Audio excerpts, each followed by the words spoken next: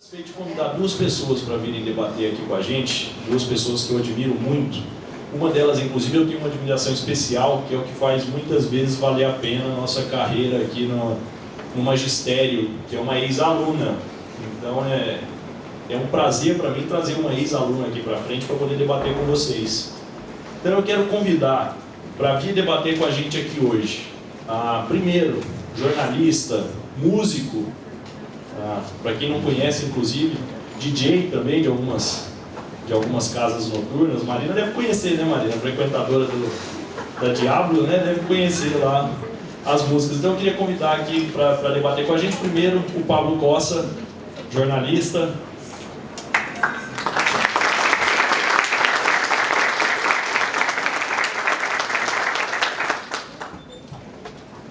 E agora também, para completar a mesa, a Desirê Penhalva, advogada, ex-aluna,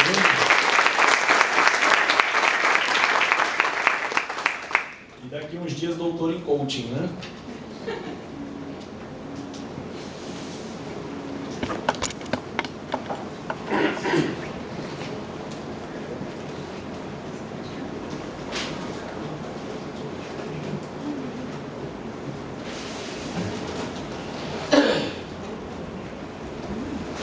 Senhores, hoje nós temos mais uma novidade. O nosso debate vai ser transmitido ao vivo, tá? Pela internet. Então agora vocês já estão sendo transmitidos não só no meu site, como no Facebook. Para quem quiser compartilhar, só entrar lá e compartilhar o vídeo também. Depois o vídeo vai para o YouTube. Nós vamos tentar hoje terminar um pouco mais cedo do que a gente está acostumado a terminar, tá? Nós não vamos terminar mais 1h30, 2 horas da tarde, como vocês gostam, não, tá? Todo mundo tem compromisso depois da mesa. Eu vou só iniciar e hoje pretendo ser o coadjuvante aqui do debate. Eu estou muito mais curioso para escutar do que empolgado para falar. E esse filme me trouxe algumas curiosidades, principalmente quando a gente escuta a argumentação do personagem principal, né? Ele é inclusive especialista em argumentação.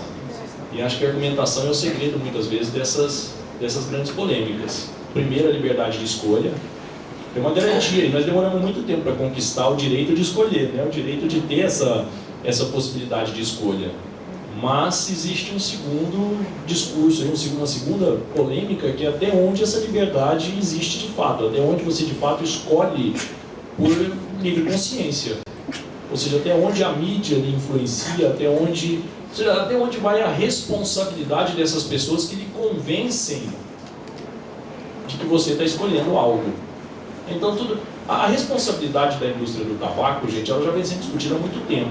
Nos Estados Unidos já existem uma série de decisões, dizendo que por mais, se ela lucra com aquilo e aquilo traz prejuízo, ela deve assumir os riscos da sua atividade lucrativa. Ou seja, ela não faz as ações, as campanhas, etc., porque por boa vontade, não, ela faz porque ela é obrigada a fazer. Obrigada em que sentido? Bom, ela lucra alguns bilhões, 50 milhões para uma campanha para os adolescentes não é nada. Não faz mais do que obrigação de preservar a juventude. Quando a gente acompanha, mesmo no Brasil, e eu digo isso como ex-fumante, 12 anos quase viciado, e depois há quase 10 anos também não fumante, e é curioso, quando eu fiz faculdade, na faculdade tinha muita propaganda de cigarro para todo lado, as propagandas do Hollywood eram um negócio assim, né? O cigarro, acho que era o pior cigarro que tinha, era o mais vendido na faculdade. Aí mostra o poder da propaganda. E hoje em dia você não tem mais, é proibido a divulgação de cigarro, a venda inclusive nas instituições de ensino, nas faculdades, etc. E aí mostra, através de pesquisas, que o número reduziu drasticamente, o número de fumantes dentro das instituições reduziu drasticamente. E não precisava de pesquisa, isso é visível. Isso é visível da época que eu fiz faculdade, tem muito pouco tempo, né? Eu fiz faculdade, 24 anos recém-formado, né? Para hoje é visível a diferença. Então, até onde isso de fato é uma liberdade de escolha? Até onde você escolhe por vontade própria ou é induzido a isso? Então, a imagem, os filmes, o nosso filme coloca isso muito bem, o artista que acende o cigarro e gera aquela cena. O cigarro já foi considerado sexy, né? Já foi considerado bonito. A propaganda do Free sempre dizia isso, né? Questão de bom senso. Então tinha toda uma lógica em cima disso.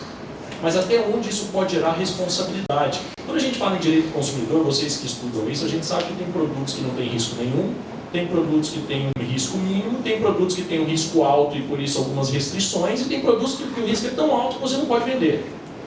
E o cigarro está naquelas do risco mais alto com certas restrições, por isso inclusive é proibido por menor de idade, tem restrições de propaganda e etc. Então juridicamente nós estamos resolvidos. Você tem mais de 18 anos, você tem capacidade de escolher o que quer e o que não quer. Mas até onde essa liberdade de fato existe? Aí já entra a questão ética, a questão moral, não mais a questão jurídica. E essa é a parte que me importa hoje. Então a partir de agora eu passo a ser ouvinte, no final a gente abre a palavra para vocês debaterem também. Quem quer começar?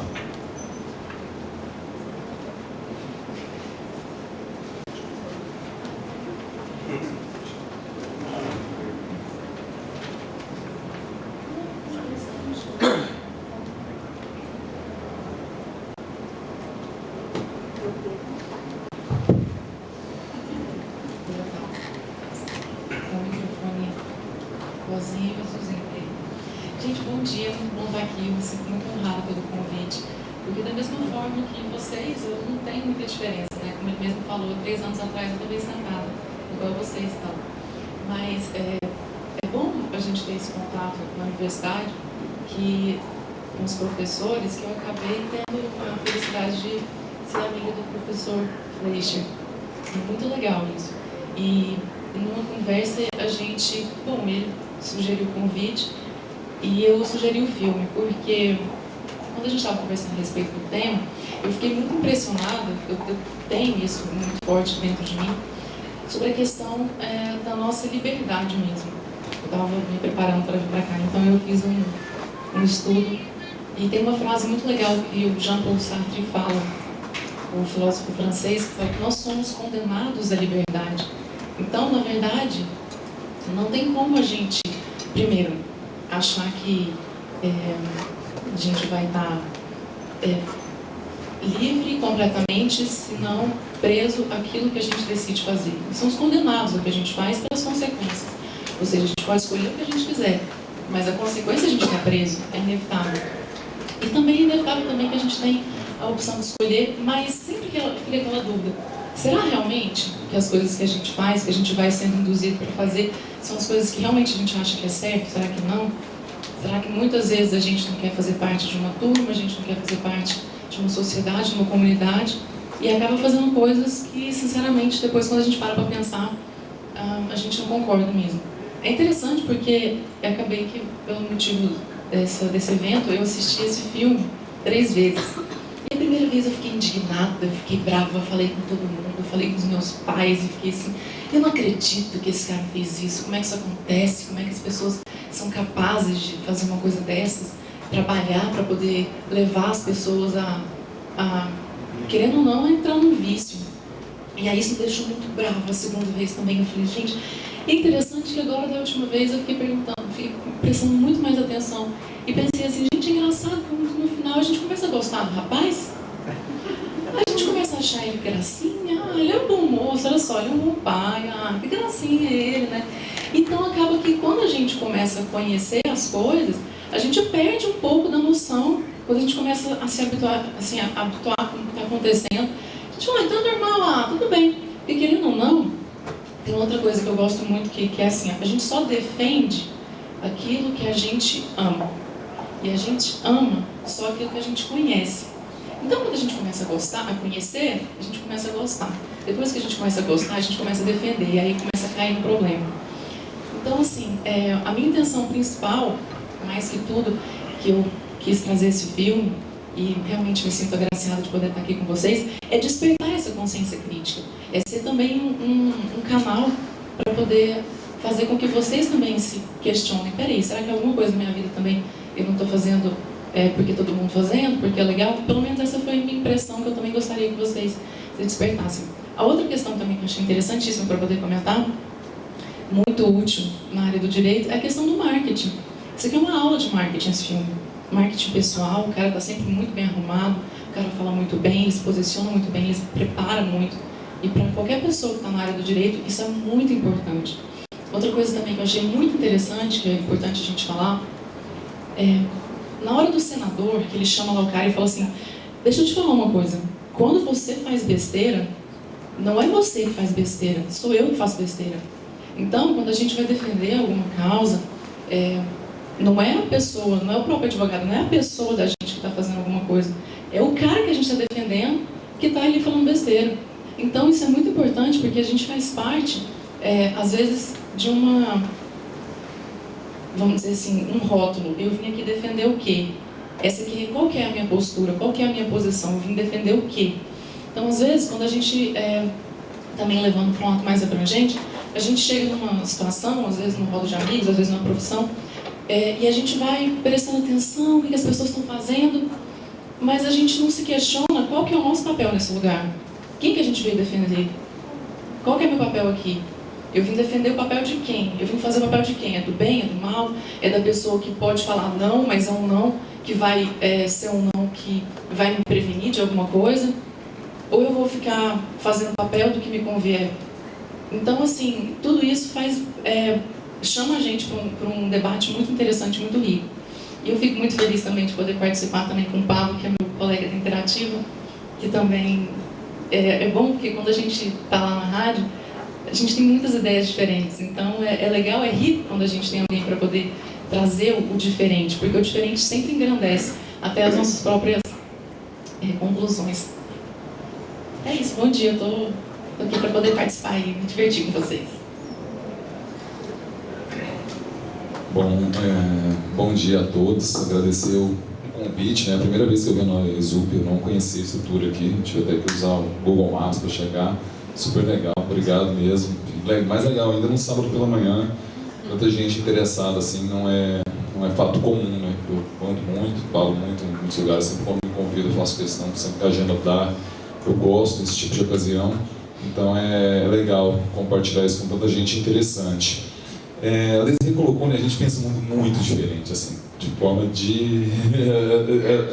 muito conflitante as nossas visões de mundo, em vários pontos, e nesse também, para ser sincero. Eu tenho muita dificuldade em colocar isso assim, tipo, quem é a gente, né? O que é a gente de verdade, assim, a nossa essência real? Eu acredito que não exista nada não, muito pouco que vem de fato do nosso ser elementar. Eu acredito que todos nós somos frutos da coletânea de experiências que a gente armazenou em toda a vida. Por exemplo, a gente vive num país de maioria cristã. Se nós tivéssemos nascido, todos nós aqui tivéssemos nascido em outro país, em outra região do mundo, provavelmente não acreditaria no Deus como a gente acredita. Que a gente acha que é o ponto mais elementar da nossa existência, a religiosidade. Provavelmente, em outro lado do mundo, a gente já não teria a mesma crença. Então, até aquilo que a gente considera o mais puro, o mais verdadeiro, que a gente muitas vezes dá a vida por isso, é tudo uma construção cultural. Então, aí disso vem da família, da escola, da religião, enfim, de todos os ciclos sociais que você frequenta, você vai somando, e esse somatório, esse acúmulo, transforma essa individualidade que é você. Tudo passa pelo crivo das suas experiências. Então, pode ver que em vários pontos do filme, tem citações em que, se você não entender a referência, você não vai entender a piada, mas isso não impede você de entender a linha, a história que está sendo contada nessa 1h30, 1h40 de filme. Então, onde eu quero chegar com isso? Na questão da liberdade, né? Eu sou meio radical em relação à liberdade. Liberdade é você ouvir aquilo que você odeia e ter que ouvir aquilo.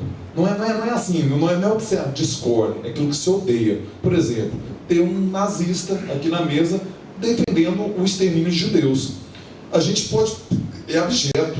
Só que a liberdade de expressão é você ouvir aquilo que você discorda, assim, é absurdo. Daí fazer outro debate, entendeu? O cara pode fazer a defesa do partido nazista, sei lá, mas isso não permite a praticar o ato. Aí tem uma diferença em defender a ideia e fazer. Lógico, a galera do direito tem isso muito claro, né?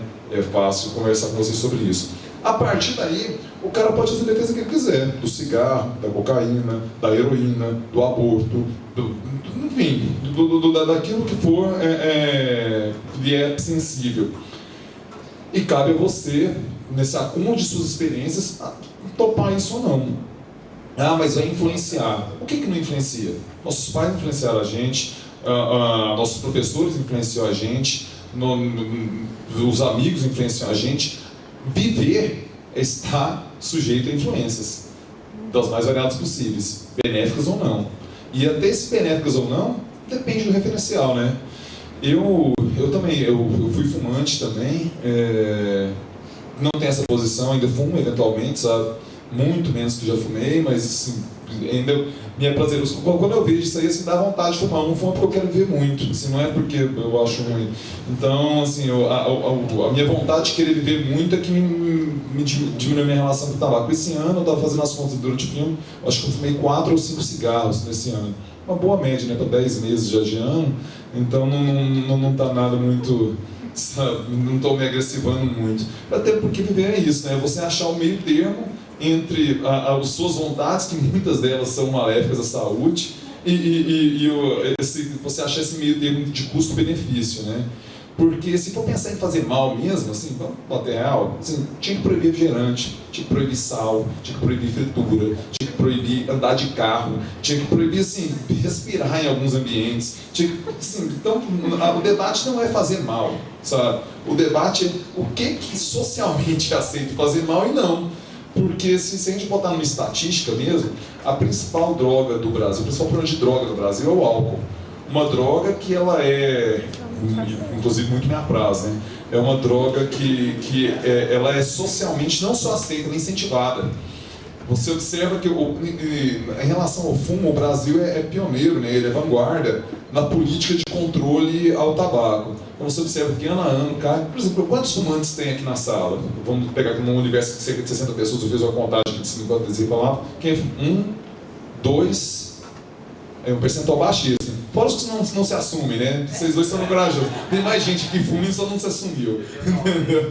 O fumante, eventualmente, eu acho que esse fumante eventual que é o grande foco da indústria tabagista hoje. Porque quem já é cliente, né, cara? Já é mercado garantido.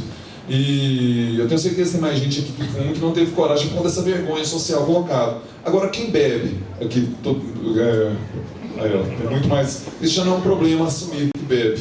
Então, o que é isso? Isso é culturalmente construído. E a minha noção de liberdade, ela vai muito além dessa hipocrisia brasileira. Eu sou a favor de que tudo seja trazido para a legalidade. Tudo, crack, tudo, todas as drogas trazidas para a legalidade. E a partir daí, agora, não ter publicidade. Porque uma coisa é ser legal. Outra coisa é você estimular a venda. Porque o que é a publicidade? Vamos entender. Publicidade é vender algo que você não precisa. Porque se você precisa, eu preciso comprar uma cueca. Eu vou lá e compro a cueca, não preciso saber se é a cueca do passarinho, a cueca do não sei o que, assim. Você vai lá e compra e vai para casa. Então a publicidade vai te convencer a comprar algo que você não quer. Então, assim, mas tem a publicidade boa, que pode te explicar beber e não dirigir, pode explicar você não fumar. Beleza, percentualmente, todo o trabalho publicitário, qual será a fatia das pessoas que trabalham disso? 2%? 1%? Normalmente é vender um produto que você não quer. Se você observar os comerciais brasileiros, você vê que basicamente a gente tem 4 coisas no Brasil só: carro, celular, banco e cerveja. Parece só ter. Olha os comerciais, cara. É só comercial disso, cara. E se for pensar, o que faz mais mal disso tudo aí? Na verdade é o carro. O que mais mata no Brasil é o carro. Dessas 4 coisas aí. Então, o debate não pode ser hipócrita a ponto de falar assim, mas é porque faz mal.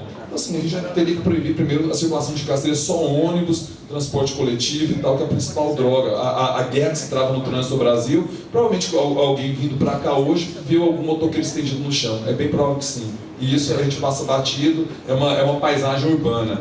Então, só para voltar à questão da hipocrisia, que eu acredito que é o ponto-chave do filme, é a hipocrisia, é que a gente tem que ter os advogados de defesa de cada indústria, né?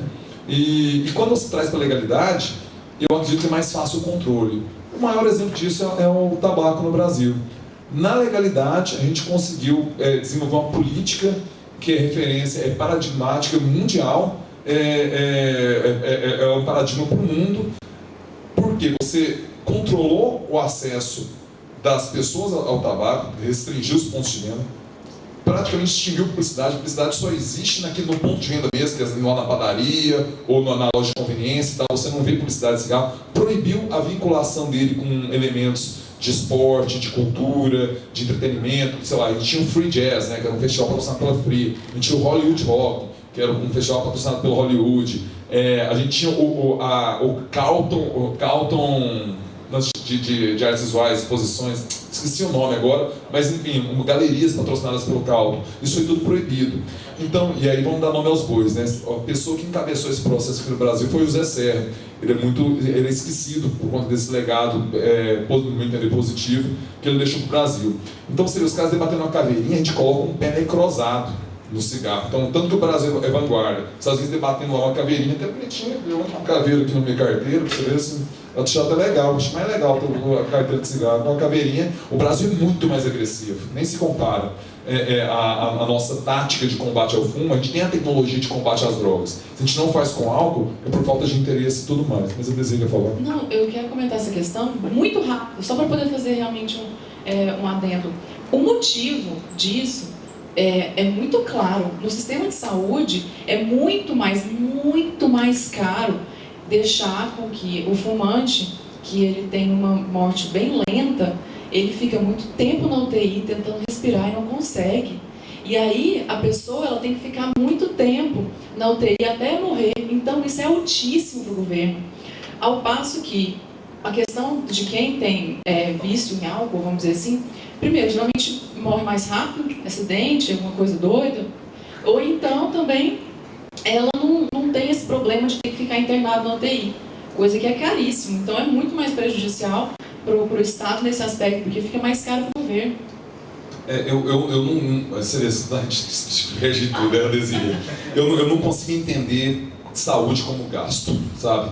Toda vez que botou dinheiro na saúde, pra mim é um problema. Assim, vai deixar o cara morrer? Tem que tratar mesmo, vai demorar? Vai, a gente paga, o SUS é pra isso mesmo, sabe? Assim, a gente paga o caro imposto, é pra que todo mundo tenha o melhor tratamento possível. Inclusive o Brasil é muito ousado nesse sentido. 1.500 diária.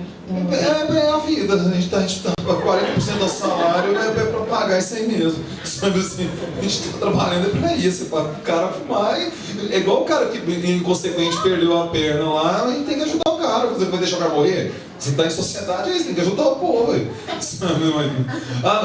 Eu não sou da lógica norte-americana de cada um por si. Não é o jeito que eu penso muito, sabe? Não, você fumou, pague sozinho, não sei o que. Não, você errou, tá, vamos te ajudar aqui, brother. Sabe, quando eu errar, eu quero essa ajuda também, sabe, da sociedade brasileira.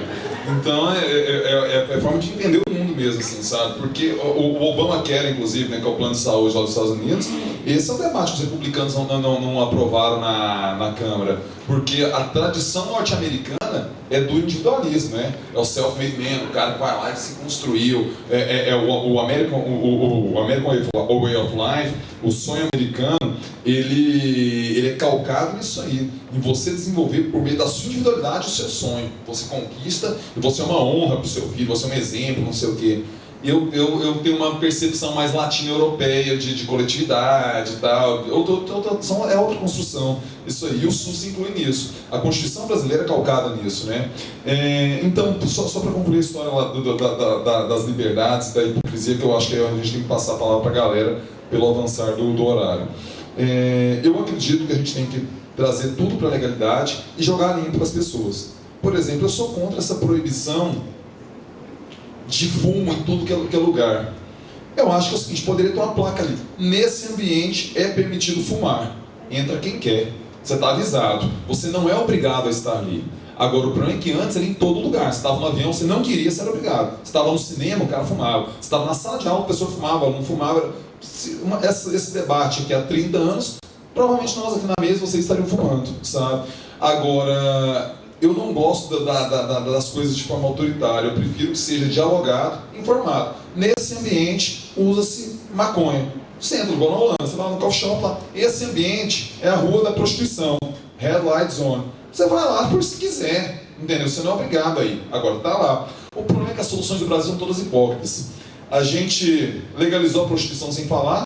Basta olhar os outdoors, os classificados aí, que está completamente legalizado, é absorvido, só que não se fala. Só isso. Não fala assim, prostituição é legalizada, mas é na prática.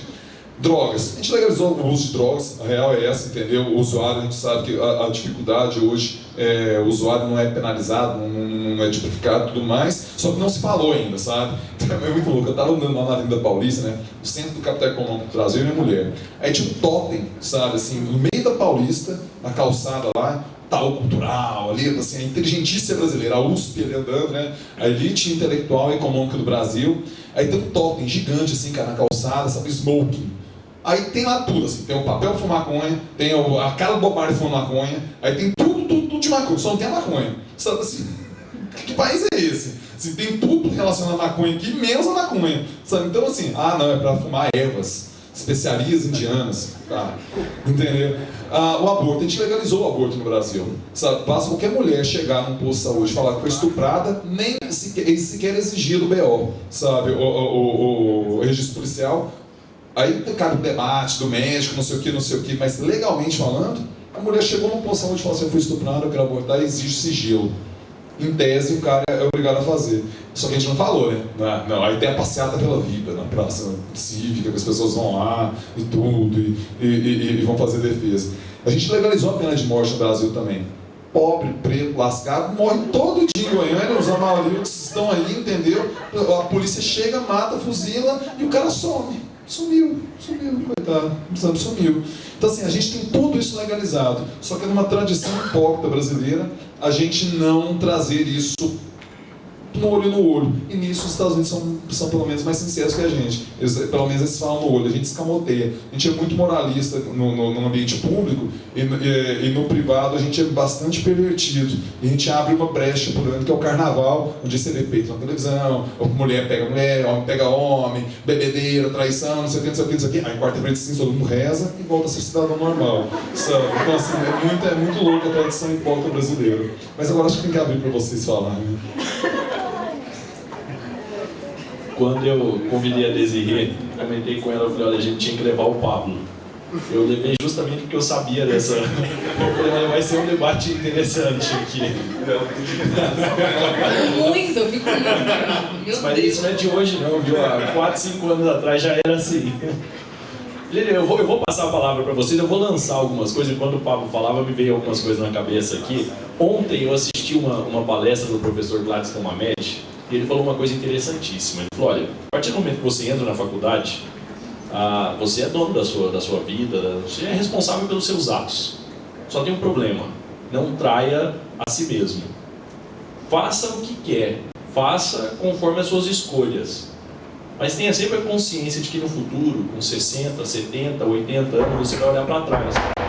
Então tome as suas escolhas, faça aquilo que não vai lhe trazer o sentimento de traição aos 70, 80 anos de idade. O contexto era outro. Ele falava de algo que eu acho que eu repito para vocês há alguns anos. A gente não deixa o tempo passar. Quando chegar no fim da faculdade, não volta mais. Uma coisa é você olhar para o bolso e falar, o bolso está cheio, eu estou feliz, eu trabalho com o que eu gosto, eu sei tudo o que eu preciso. Outra coisa é você olhar para trás e falar, e agora? Tenho que começar tudo do zero. E isso cabe, né, nessa questão das escolhas todas que a gente faz durante a vida. Eu nunca fui santo também nessa vida, né? Eu adoro, mas sou muito responsável nas minhas escolhas e assumo as consequências de cada uma delas, de todas elas inclusive. E acho que nesse ponto o discurso mais ou menos se encontra aqui, o discurso da responsabilidade com o discurso da escolha, né? Nós discutimos muito isso aqui, Pablo, Desirê, quando a gente assistiu o filme O Povo contra Larry Flynt. A professora Núria Cabral veio aqui, exatamente, e ele dizia exatamente isso. Teve um trecho do filme, um trecho recente que ele disse, que era mais ou menos assim, bom, ninguém precisa de direito, de liberdade de expressão, se vai expressar só aquilo que todo mundo quer ouvir. O direito que você tem de ter a liberdade de expressão, a garantia constitucional de liberdade de expressão, é justamente porque você tem o direito de falar algo que pode ser que todo mundo se ofenda.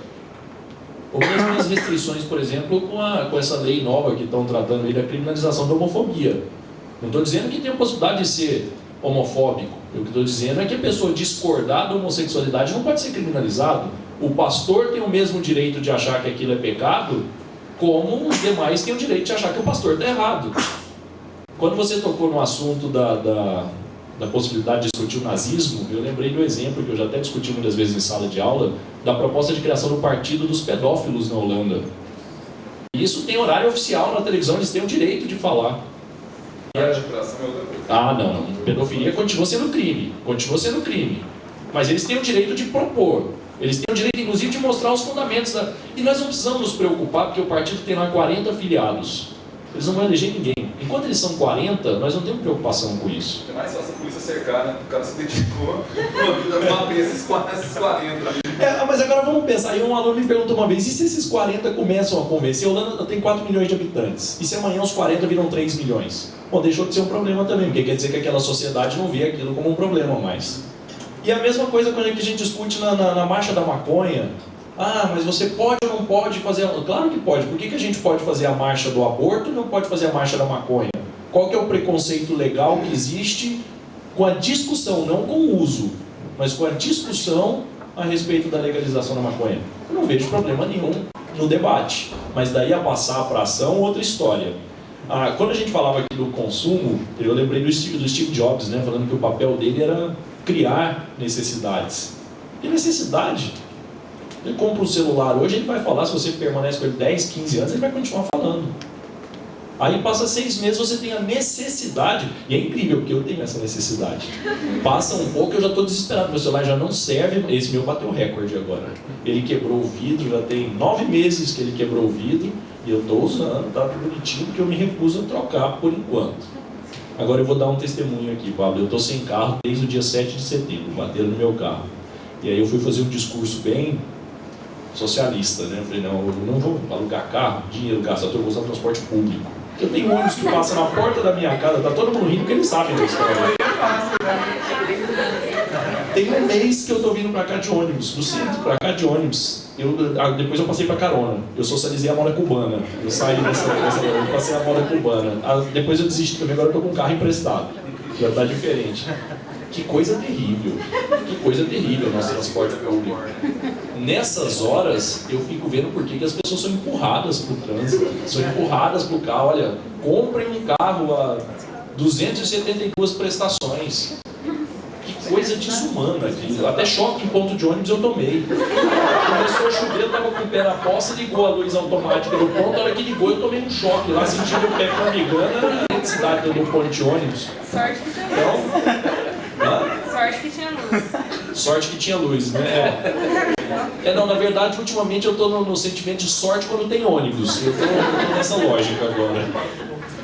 Então, deixa eu ver o que mais que eu anotei aqui. Bom, o meu grande medo nesse discurso todo, o discurso do senso comum, principalmente quando ele tem quando ele cria uma antipatia, como foi, por exemplo, o discurso contrário à participação das mulheres, hoje em dia o discurso contrário à participação do homossexual na sociedade, eu acho que é legítimo o discurso. A gente só tem que tomar cuidado com um problema muito comum. O senso comum, quando ele é combatido de maneira muito fervorosa, ele corre grande risco de criar o contrassenso comum, que é tão maléfico quanto o senso comum. Então esse discurso pró-cigarro que existiu década de 30, 40, esse estímulo muito ferrenho, inclusive as crianças recebendo toda aquela informação, isso é tudo muito ruim. Mas o tolir você da possibilidade, o tolir você do direito de escolha, não só em relação ao cigarro, aí eu estou tratando de maneira genérica, também pode ser muito ruim. A partir do momento que o Estado começa a escolher por você, você passa a dar o direito do Estado escolher em qualquer situação. Essa é que é a grande questão. Até onde o Estado é superior às nossas vontades? Porque na minha concepção, e naquilo que eu discuto com vocês em sala de aula, o Estado é reflexo da sociedade. Então é a sociedade quem decide. O Estado simplesmente cumpre as decisões. Então nós não podemos chegar ao ponto do Estado decidir e a gente ser obrigado a cumprir contra as nossas convicções. Acho que essa é a mensagem que fica de final, pelo menos para mim, que fica desse filme. Gente, eu vou franquear a palavra agora. Quem quiser, é só levantar a mão e eu vou levando o microfone para vocês.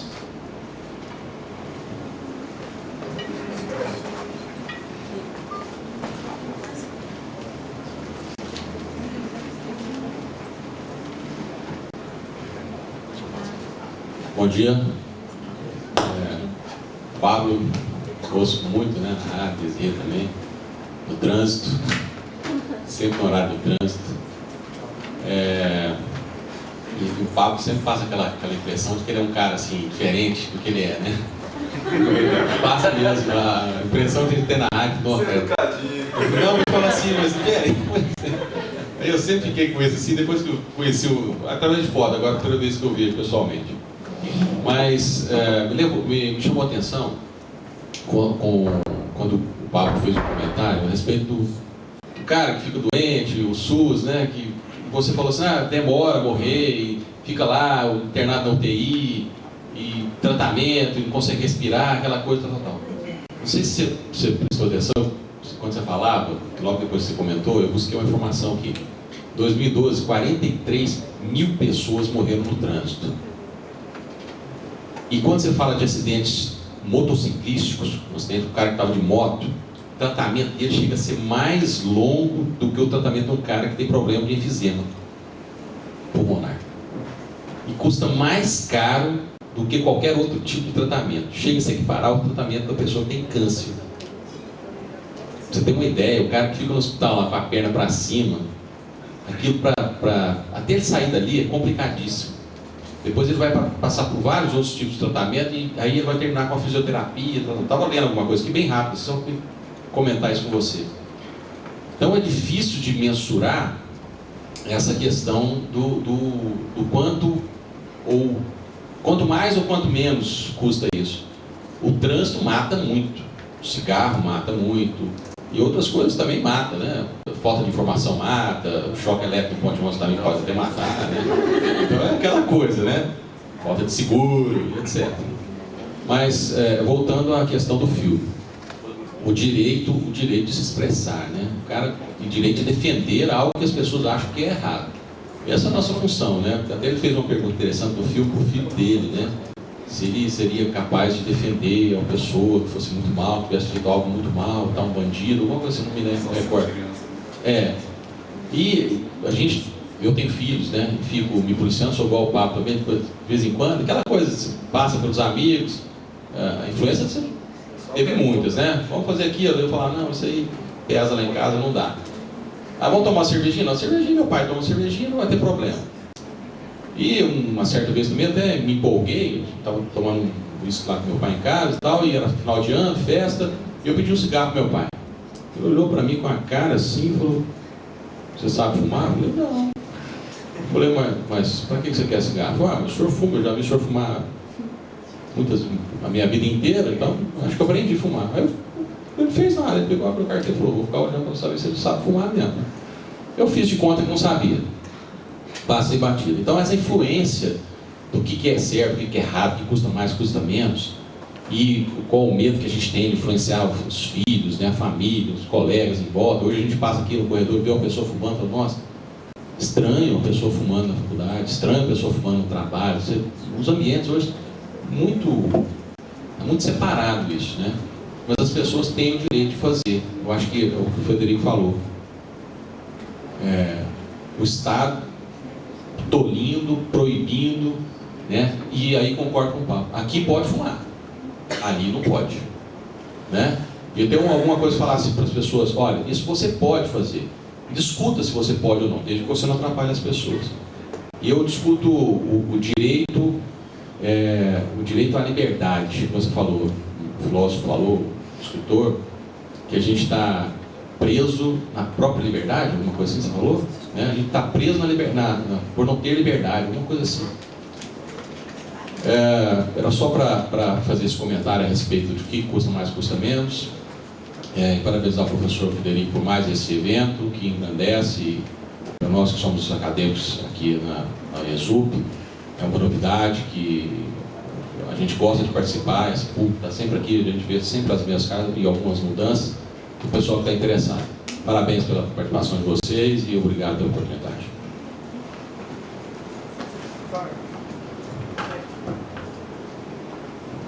Olá, meu nome é Madalena, aluna do 8º período. Eu fiquei curiosa agora com o filme, para mim foi uma surpresa. Como pouquinho mais velho que alguns que estão aqui. Eu vou fazer até uma pergunta para o senhor jornalista.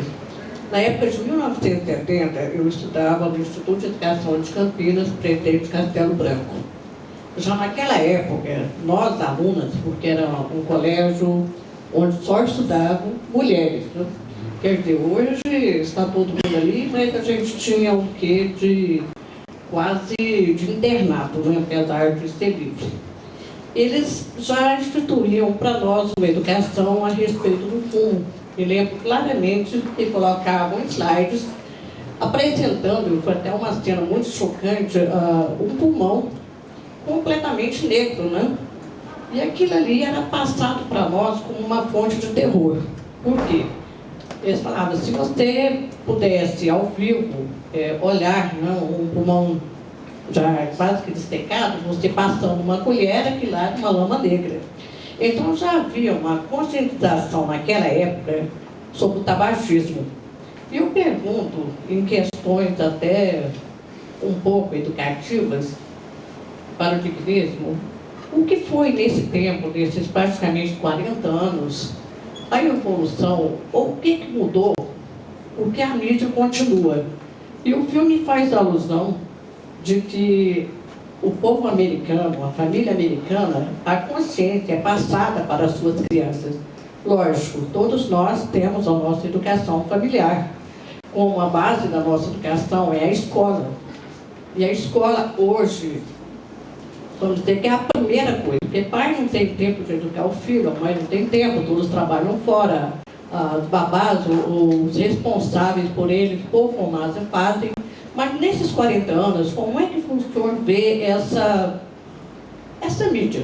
Como é que você vê, há 40 anos, a educação que já estava sendo implantada nas escolas, que infelizmente parou, porque eu não me lembro da continuidade, até hoje, que já estão retrocedendo, né? Que já estão parando com determinadas propagandas.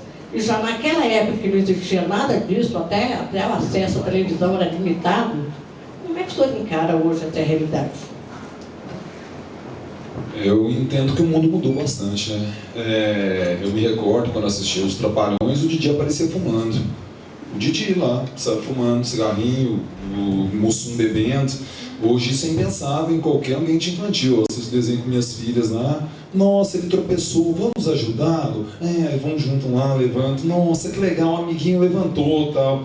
O Pernalonga não fazia isso. O Pica-Pau não fazia isso. Exatamente. Então, assim, o mundo mudou todo. Assim, a relação dessa construção simbólica da infância que a senhora colocou, que aprendeu na escola, tudo, isso mudou.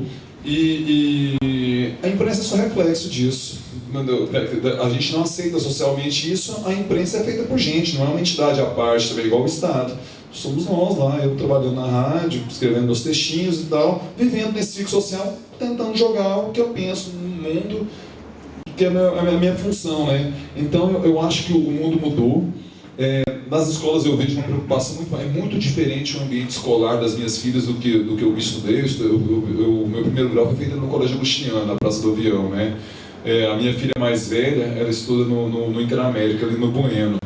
É completamente diferente. A cantina da escola, a gente pegava fila lá, uma coxinha e uma garrafinha de 290 ml de refrigerante, era o lanche lá. Só que eu era mais quebrado, né? Minha mãe mandava de casa. Aí um dia no mês era o dia que se eu fizesse tal coisa, eu ganhava o lanche. Eu ficava lá na fila, aquela alegria para comprar o refrigerante, a coxinha. Hoje é proibido vender na escola da minha filha, na cantina. É só... tem o dia da fruta, inclusive, a cantina fecha, todo mundo tem que levar fruta. Quando que levava fruta na escola? Não fazia só jogar nos outros. Entendeu? Só para fazer maloqueiragem mesmo. Então, assim, o mundo mudou. E a imprensa é reflexo da mudança do mundo. A imprensa ela não puxa e nem atrasa, ela anda junto. Para mim, o meu entendimento é esse. Não puxa, Paulo. Você acha que a televisão não faz diferença nenhuma, então? Então quer dizer que as crianças estão lá assistindo televisão, e o que passa lá, elas simplesmente são coisas que vêm delas, a vontade delas, e aí passam na televisão? Não, eu acho primeiro que a TV não tem que estar ligada para a criança. TV, se você fuma na frente de uma criança, entendeu? Eu acho que não. TV não é para criança, entendeu? Assim, lá em casa tem regra para ligar a televisão, sabe? Não deixa o menino vendo TV assim, não. Não, diga por quê? Porque já deu a hora de televisão. Televisão é droga pesada, entendeu? Você dá droga pesada pro seu filho, não deixa ele ver TV, sabe? Por quê? Porque ali tudo que você colocar vai ser questionado ali, porque ali é o mundo. Você deixa seu filho andar sozinho na Goiás? Você não tem que deixar seu filho. Ali é a Goiás do mundo. Assim, ó, a televisão é a Goiás do mundo inteiro. Ali você vai deixar seu filho andando sozinho naquela avenida ali? Não, sabe? Não, 1000 vezes não.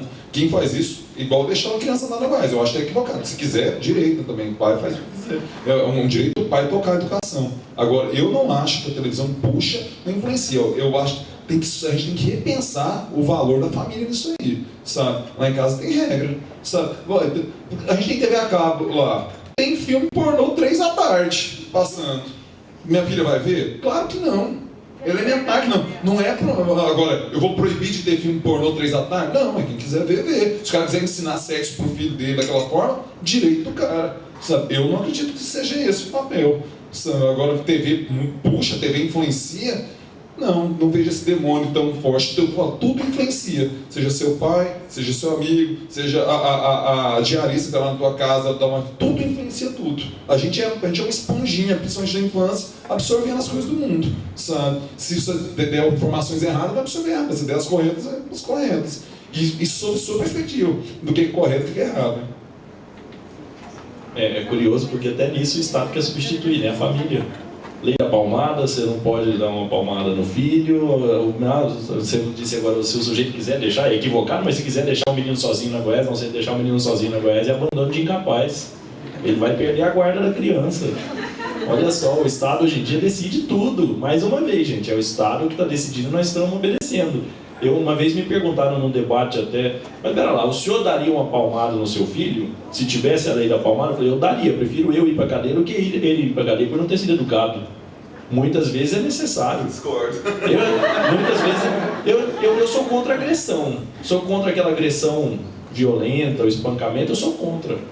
Mas em algumas situações, acho que a lei da palmada é excessivamente radical para Não, então, um pouco antes vocês comentaram assim que é da família, é da sociedade que vem o Estado, né? E é interessante essa questão porque a gente começa a falar assim, peraí, então tá, o Estado não pode fazer isso, mas eu, como chefe de Estado da minha casa, né, homens de família, pais, aí o que eu vou dar de exemplo para os meus filhos? O que eu acho que é certo para os meus filhos? Então tudo isso é um questionamento que eu acho que vale pensar assim, qual que é o exemplo que eu estou dando? E a partir desse exemplo a gente começa a iniciar. Qual que é o tipo de coisa que eu estou fazendo, que eu estou mostrando para o meu filho que está certo? Como o caso do pai que fumava, como é o caso de muitos pais, mães. E eu imagino assim que de alguma forma passa pela cabeça de vocês isso. Peraí, qual que é o exemplo que eu estou querendo deixar? Então isso faz também aquela questão que você pensa assim, olha só, cara, tá com, sei lá, imagino hoje a pessoa com a média de idade de 30 anos para ser pai. Aí pensa, ficou 30 anos, geralmente vamos dizer que 10 anos intensamente dentro desse mundo, sabe, perigoso que tá, com tantas coisas que a gente absorve, para poder nascer o cara lá, o filhinho, e aí você falar assim, não, deixa ele escolher por si. Porque a gente quer que ele aprenda o que é bom, a gente quer que ele realmente tenha uma oportunidade que talvez a gente não teve de perceber que a malícia em relação ao marketing hoje em dia é muito forte, em relação a... Eu falo pro meu irmão, tenho um irmão de 11 anos, eu falo pra ele, você tem noção o quanto é caro essa propaganda que você está assistindo aí, que te faz querer comprar o que você está comendo agora? É caríssimo. Tanto que o cara do filme falou, não, porque a gente já estava pensando em 5 milhões. 5 milhões só dá para 2 outdoors. 2 outdoors. O que é isso? É muito caro. As nossas escolhas, as nossas atitudes são caras. É um valor de mercado bem alto, as pessoas estão bem interessadas nisso. Então, a forma como que a gente vai conduzir, perceber o que é bom, o que não é muito importante. Tudo bem, a questão da liberdade de expressão é uma coisa clara, ninguém está discutindo isso. Mas aí quando a gente começa a questionar, quando o Pablo falou a questão também dos Estados Unidos, olha, a gente tenta, a gente luta, vai atrás, corre, mas para depois pro cara que não está nem aí, ele ser beneficiado. E eu não, peraí, eu tô aqui trabalhando, tô suando, tô pagando meu imposto. Pro cara que não está querendo trabalhar, pro cara que não está nem aí, para ele poder estar bem, é um pensamento próprio, eu realmente posso até discordar, mas eu não consigo imaginar, tudo bem, imaginando que quando a gente estiver na mesma situação, a gente também quer ser tratado na mesma situação, mas então por que eu não faço por onde para receber isso? Porque aí tudo bem, a gente fala assim, não, desde que a outra pessoa faça e não incomode a minha vida, desde que ela faça e não incomode o outro. Mas dessa forma, só é possível se aquilo que a gente fizer, a gente responder exclusivamente por isso, e não tiver que responder por tantas outras pessoas ou outras situações que acabam fazendo com que a gente pague pelos erros dos outros, entendeu? Que isso é uma coisa que eu vejo que é o maior objetivo do Estado, é o maior objetivo das leis, se não para poder dar uma ordem na sociedade. E isso é uma coisa que talvez foge um pouco aos nossos olhos por achar assim que não, todo mundo está aqui, a gente é unido. Claro, a gente está pensando nisso também, mas a gente não pode esquecer que as nossas escolhas, elas têm consequências. E a questão do colega que falou também, porque a quantidade de morte que é maior em relação aos motociclistas que têm problemas de trânsito, acidente de trânsito. Mas assim, um acidente é um acidente, uma fatalidade. Aconteceu. Agora, a pessoa que faz uma escolha, que sabe que vai ter um problema, que vai ter a dificuldade, peraí, aí já foge um pouco, entendeu? A gente está discutindo a escolha, a gente está discutindo a parte anterior. O lance é que toda escolha tem uma consequência. Então, por exemplo, não vamos mais dar remédio contra a AIDS, porque o cara fez a escolha de transar sem camisinha. Não vamos dar mais o crer para tratar a fisioterapia de quem, porque o cara escolheu cortar de forma inconsequente no trânsito. Não vamos dar mais tratamento de obesidade. O cara escolheu comer um x-tudo todo dia. Tudo dá uma consequência que estoura no SUS. Ele tem que pagar mesmo de desvio. É caro, mas ele vai deixar o cara morrer? Sabe? Ele comeu muito açúcar na vida. Muito mal você. Vai morrer a míngua. Não, cara, tem que tratar o cara. Ficou diabético, vamos tratar, fazer o quê? Sabe? É a mesma coisa do cigarro. Tudo é escolha. E tudo dá um problema na frente. Você comeu muito churrasco salgado, agora tem com a pressão alta, morra de pressão alta. Não, cara, trata o cara. Sabe? Tudo tem consequências e tudo. Às vezes o cara não escolheu condição social. Às vezes condição social. O cara não escolheu comprar moto. Às vezes ele não compra moto porque ele gosta de moto, transporte coletivo. Aí o exemplo. Não está dando. Né? Aí. Então o exemplo. O cara compra a moto porque ele não quer andar de transporte coletivo. A propaganda das concessionárias, o pessoal que fica na esquina vendendo moto. Vem de moto, o cara fala, não, sai do ônibus, para comprar uma moto. E o cara compra a moto, às vezes ele não queria comprar a moto, ele compra um carro, tem condições de comprar a moto. Sob consequência, quem tem um acidente de moto, quem é que sofre mais? Quem é a consequência direta é de quem? O cara que... mas aí eu acho que, levando o argumento do Pablo, eu acho que o problema... Quando o Pablo falou do automóvel, acho que o problema maior foi o trânsito mesmo. Foi todo o problema do carro, da moto, da poluição. Quem não viu um cara que acidente de moto, possivelmente hoje para cá? Não, é porque o número de acidentes de moto é muito maior. Deixa eu só organizar aqui o Antônio, que é Ele primeiro.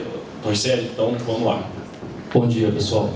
Torrichelli, aluno do 8º período. Talvez o que eu vou falar agora mude um pouquinho da discussão, no que se refere à escolha, à educação, cursos com tratamentos.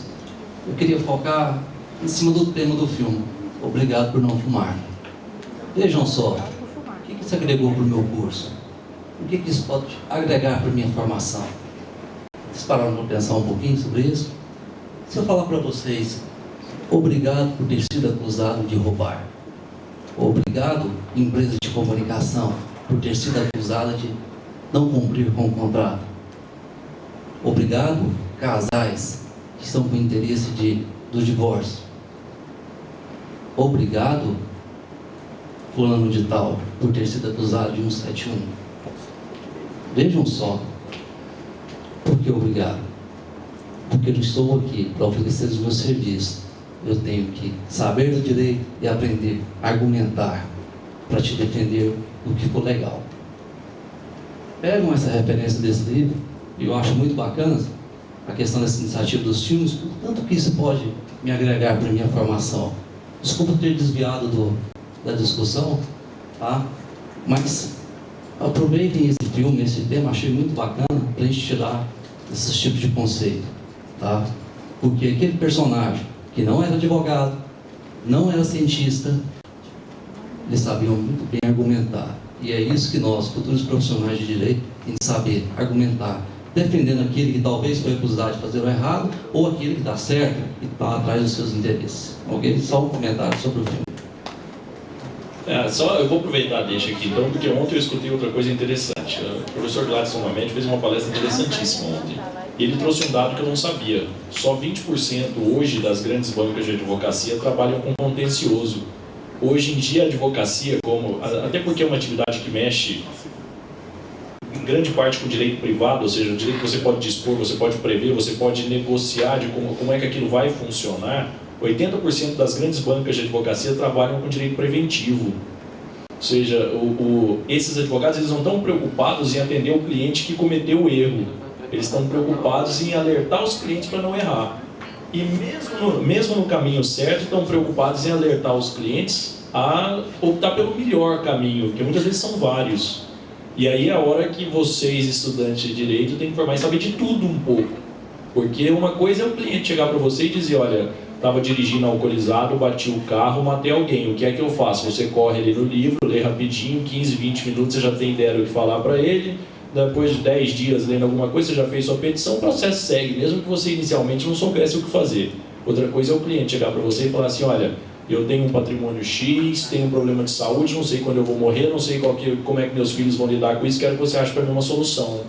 Ele está antecipando, ele não quer passar pelo problema. E esse hoje seria, talvez, a substituição do advogado corvo, né, do advogado kafkaniano, né, aquele advogado que lida com a desgraça alheia, né? O advogado que vive de divórcio, né? O advogado que vive de homicídio, de acidente, daí por diante. Mas só um comentário que eu lembrei de ontem também. Antônia, você... tá. É porque bom dia, a gente aprendeu com você uma coisa muito linda que ficou na minha cabeça, que o direito ele limita para libertar. Então, isso tem mexido comigo. Porque quando o Pablo falou, inclusive, assim, eu acho que tudo tinha que ser liberado, não tinha que ter uma plaquinha dizendo nesse lugar, as pessoas podem fumar e você entra nesse lugar se você quiser. Eu acho que, não dessa perspectiva, porque eu acho que tem que ter uma limitação, sim, porque eu acho que essa nossa construção de liberdade, ela tem que passar pelo crivo do respeito do espaço do outro. E eu acho que a gente está muito, como sociedade, com pouca maturidade para entender isso, para entender que eu não posso fazer tudo que eu quero, porque tem o querer do outro também, entendeu? Então, por isso que eu acho bacana isso, quando tem as leis, divide o espaço, esse aqui é um espaço para não fumante. Por quê? Porque eu não sou fumante, e eu gostaria de estar naquele espaço, mas o cheiro do cigarro, ele me incomoda muito, então eu na verdade, deixaria de ir naquele lugar por causa do cheiro do cigarro. Então, não existe aquele respeito ainda. Nossa, tem gente que não gosta de cigarro, então vou fumar num outro lugar, num lugar mais amplo, né? Então, por isso que às vezes eu acho que a gente ainda precisa dessas normas, sabe? Para gerir essa questão do bem comum, sabe? Como a gente aprendeu com o Frederico. Por isso que eu acho que vale a pena ainda a gente apostar nessa questão da norma, né? Da limitação. Para a gente conseguir viver em sociedade. Pode ser que daqui a um tempo, com a evolução, né, a gente consiga respeitar o outro sem precisar de tanta norma, né? Ser uma coisa assim, cultural, intuitiva. Talvez eu não tenha me expressado muito bem, mas eu concordo com tudo que você disse. Só que o seguinte, vamos supor, aqui a gente é um bar que eu só quero fumantes, é um ambiente privado. Eu só quero fumante no meu bar. Quero fazer inferninho, fumaçado, aqueles cabaré no vídeo e tal. Eu quero. Se você não quiser ir no meu bar, cara, é todo direito seu não ir no meu bar. E eu entendo você não querer ir. Agora, se for lá, segura a bronca. É fumaçado, tem cigarro, tal, não sei o quê. E hoje, nem se eu quiser fazer esse bar, eu posso. Você está entendendo? Assim, eu sou completamente a favor das normas, que sejam explícitas. Agora, que eu tenho opção. Eu quero fazer um bar que as pessoas só façam orgia. Você entra lá pelado. Você é obrigado, você não é obrigado a entrar. Eu entendo muito bem que não quer praticar orgia dentro do meu bar. Mas se entrar, tem que entrar pelado. Mas se entrar, tem que ser pelado. É uma norma. É a minha norma. Só que é uma norma às avessas, entendeu? Então, tudo liberado que eu coloquei é nesse sentido. Se cria as normas e as pessoas cumpram, e quem não quiser cumprir é completamente compreensível. Mas se entrar aqui, essa é a norma, cumpra a norma. Aqui se fuma, você pode até não fumar, mas o povo vai fumar e você não vai encher o saco de ninguém. Entendeu? É só nesse sentido, mas é corroborando o que você disse. Não, eu só fiquei pensando assim, que mais uma vez como mãe, imagina, tá lá a sua filha, chega pra você e fala assim, então pai, tá todo mundo na escola indo pra um bar de orgia. Aí eu vou ficar em casa sozinha? Se ela tivesse 18 anos, eu tava sexualmente protegida, vá fundo, minha filha. Agora, com 11 anos, não, né? Assim, tem uma diferença brutal entre 11 e 18. O que é apropriado para uma idade que não é apropriado para outra. Como é que você vai tratar de sexualidade com sua filha, com seu filho? Cada família responde, né?